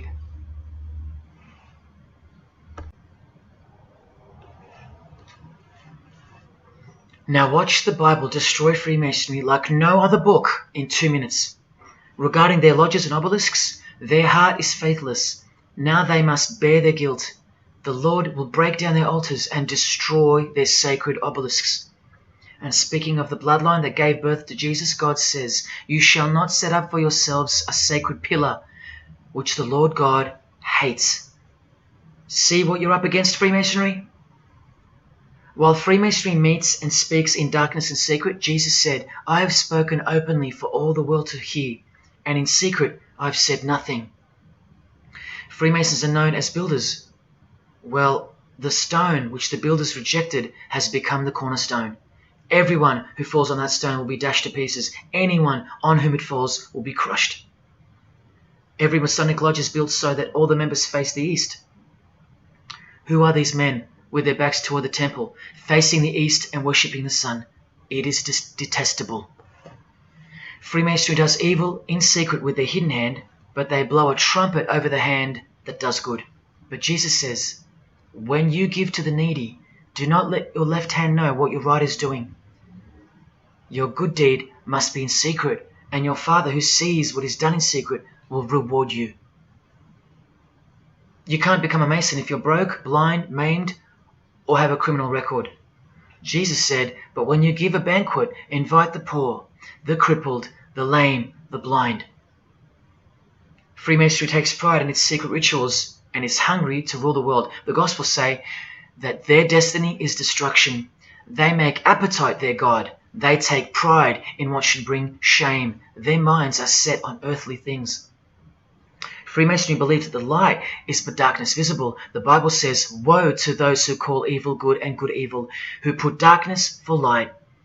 And Jesus further said, "If therefore the light which is in you be darkness, how great a darkness that would be." Freemasons spend their whole lives taking gruesome oaths of secrecy. Jesus said, "But above all things, my brethren, stop the practice of putting yourselves under oath." Freemasonry is built upon a hierarchical system, a pyramidal system. Jesus said, "For everyone who exalts themselves will be humbled, and whoever humbles themselves will be exalted." We could go on and on, but we're going to end on this one. Exclusively written for the practices in the lodge room of political Freemasonry. A troublemaker and a villain, who goes about with a corrupt mouth, who winks with his eye, signals with his feet, and teaches with his fingers, who plots evil with deceit in his heart. He always stirs up conflict. Therefore the disaster will overtake him. He will suddenly be destroyed. That is Freemasonry through and through. And apart from the man in the mirror, prior to your baptism of the Holy Spirit, Freemasonry is the villain. They do go about with a corrupt mouth as they are sworn to secrecy. They do proverbially wink with the eye, making the one eye. They most certainly signal with their feet and teach with their hands and fingers. In the lodge, I can vouch. And they do plot evil, stir up conflict, in order to further their goal of the New Age and the New World Order, the greatest conflict being up ahead. But thank God Almighty above, the verse also tells us that disaster will overtake them, and they will be destroyed. One frightful and glorious day, you can count on that. Because the only thing you can count on in this world, more than death, more than taxes, is the Son of God.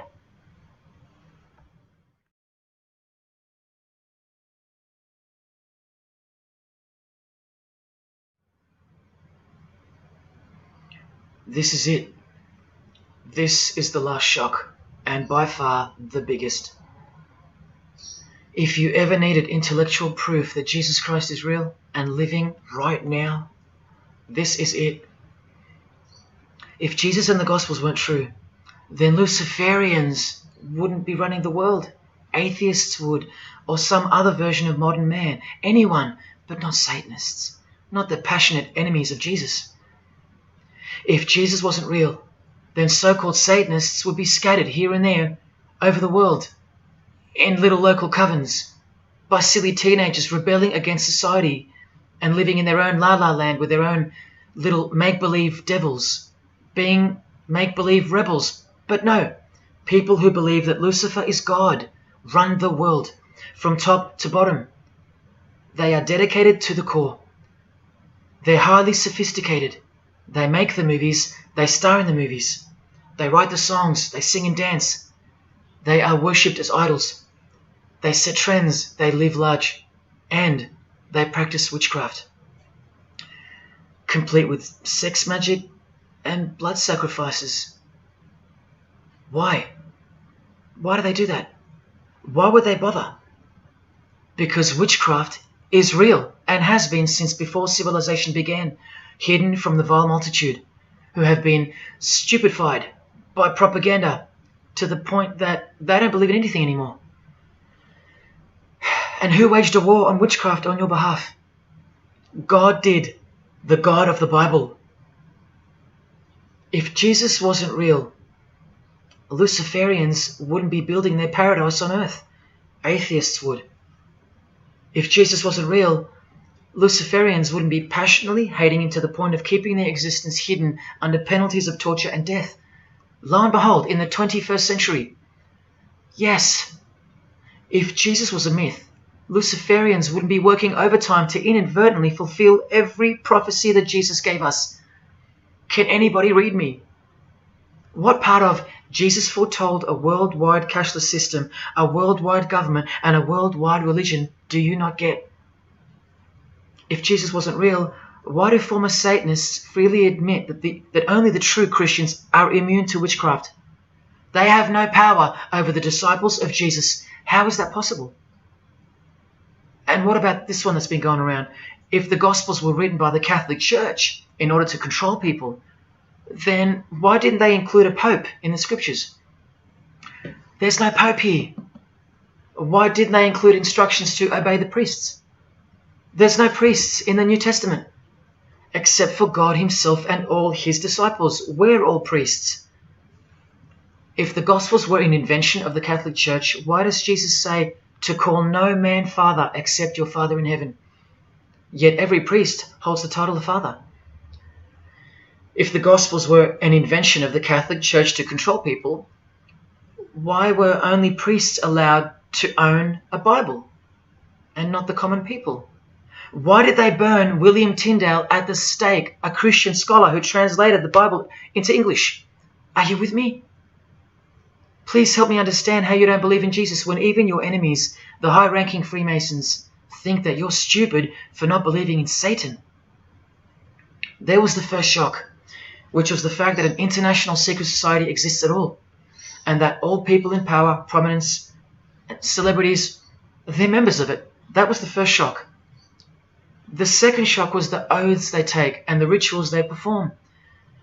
Decapitated heads, brains exposed to the sun, drinking wine from human beings' skulls, all done by the people you respect the most. Pretty shocking if you have any brains left in your skull and heart left in your ribcage. The third shock was the reason they took the oaths and performed the rituals. And that reason is that the secret society they all belong to is in fact Satanism. The fourth shock was the details of witchcraft and the details of the new satanic age, the Saturnian kingdom, where billions are planned for death to pave the way for a spiritual and technological utopia. But do you know what the biggest shock of all is? The shock that surpasses all of them combined. It's Jesus. Jesus is the shock. He's the shockwave, the reality and truth of him. Because that changes everything. He changes everything. The greatest news you could never think up, that God left his abode to come here, a form of hell, manifest on earth, to be ridiculed and executed, to save our sorry asses by taking a bullet for us.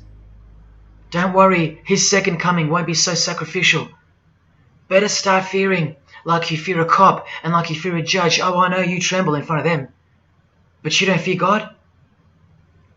Oh, how we love the darkness and sin. Possibly you, loved gossip, you loved sex and porn, you loved sodomy, you couldn't stop lying, you couldn't stop cussing, you loved your idols, singers, actors, sports people, sports teams, putting people who fart, smell and eventually die on a pedestal. You just couldn't cut yourself off from the ways of the world. Purity? Who wants to be pure? I have to be pure? I have to live holy? Stop sinning? That's so boring. What kind of God is this? To hell with that God. Well, do you like filth in your home? Do you? Do you like filth on your carpet, on your clothes, on your face? Do you invite filthy guests over and give them a share in all your belongings and all your power? Do you give them the keys to your house and car? No, you don't. But the Creator, who has the greatest house of all, he should. We can barely earn $1,000 a week, and we don't give that away to anyone. But now God should share his wealth with you, the unclean, the unrepentant. Is it too much to ask your filthy guests to clean up before they enter? To watch their mouths, to control their willy? Is that too much to ask? Oh, but if God was real, what about all the children that die? What about them? What are you doing about them? Are you still stuck on which phone you're going to upgrade to or what's for dinner? Why don't you leave your abode, your luxuries and your loved ones and risk it all to go save some children yourself? Oh, but what about all those who've never heard of Jesus? Let me ask you, what's your excuse? I know they have one, but what's yours? You've heard of him. Every morning you wake up and look at the calendar is a testament to his name, because it's 2021 in Australia, it's 2021 in Brazil, it's 2021 in China, it's 2021 in every single country in the world. So let me ask you, 2021 years since what? Like I said, just waking up in the morning and knowing what day it is a testament to him. But if God was real, why wouldn't he just show himself? Show himself to who? To you? You can't even get on your knees and repent. You can't even hate sin and scream out to him. So why would he? How do I get the girl if I don't ask her out? And if I do, maybe she rejects me the first time and the second. How bad do I want her? How hard will I try? Most haven't even knocked on his door. Well, I did. I just kept knocking and knocking, and then I started banging and banging. I refused to leave his porch. I lay there like a hungry puppy. But even when he answered the door, I did the runner, because he was too big for me, and I loved sin a little too much. Yet he still left the light on for me. But here's the craziest part about people who ask me why he doesn't just show himself the way they'd like him to. Their hearts have been so hardened that even if he did appear to them, in 2 weeks they would go back to being their old self, and he knows that. That's why. They might even forget it ever happened. Oh, that was just a crazy day. That was probably all in my head. Oh, how we love to make excuses. But if God was real, what about all the other gods? What other gods? Did Buddha perform a miracle for you? Did he affect a plethora of witnesses? Were his followers stoned to death, sawn in half, eaten alive? Did historians of his era leave any trace of him? Did he prophesy all the kingdoms that would appear on earth, and in what order? Did he foretell of worldwide floods, of enemies that would despise his followers, use his name as a cuss word, and eventually attempt to set up a world kingdom? Did his appearance change the calendar from one end of the world to the other, and predict that his appearance would in fact change the calendar? What did the Prophet Muhammad do for you? Apart from stealing Jesus from billions of people and corrupting the Gospels, did he dedicate his entire life to sinlessness? Did he remain celibate so that his blood could make a difference in the hidden realm?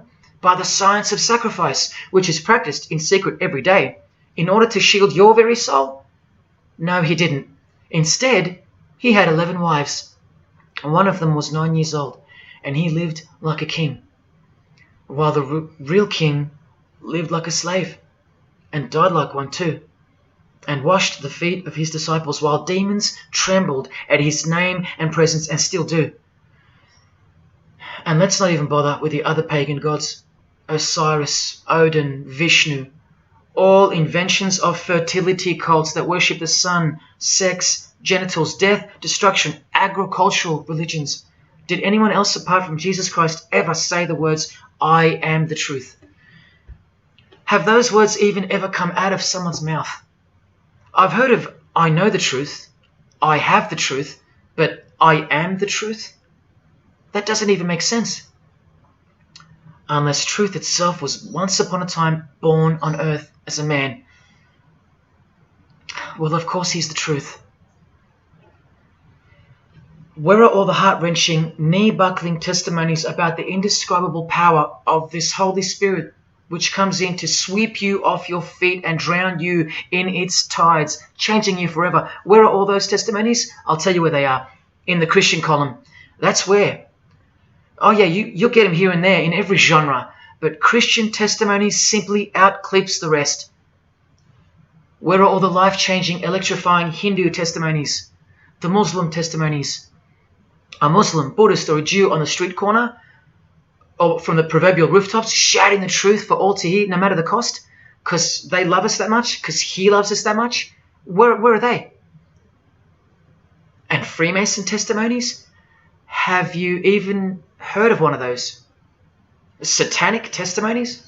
You ever heard of one of those? A Freemason on his knees, sobbing from joy because of the overwhelming knowledge that Lucifer loves him? No Mason or Satanist has ever done or heard of such a thing. But the biggest cult in size is the cult of society. Where do you think the word culture comes from? And the TV, the doctors, the idols, the PhDs, the scientists, they are the priests of the cult of society. You atheists think you don't live in a religious world of your own, filled with daily rituals and daily worship?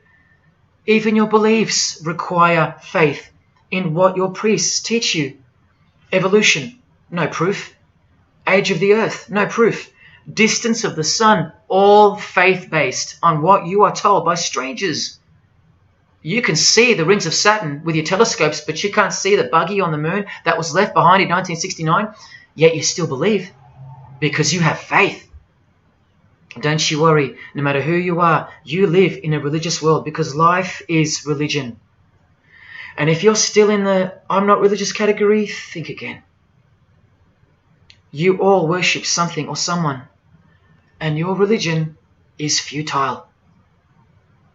But for you, for the one, whoever you are, remember the advantage that evil has over good. A little good doesn't destroy evil, but a little bit of evil destroys all good. See this glass of water? One single drop of poison is enough to render the whole lot useless or deadly. That means that 99% of the goodness and purity of that water amounts to nothing, all because of one single drop.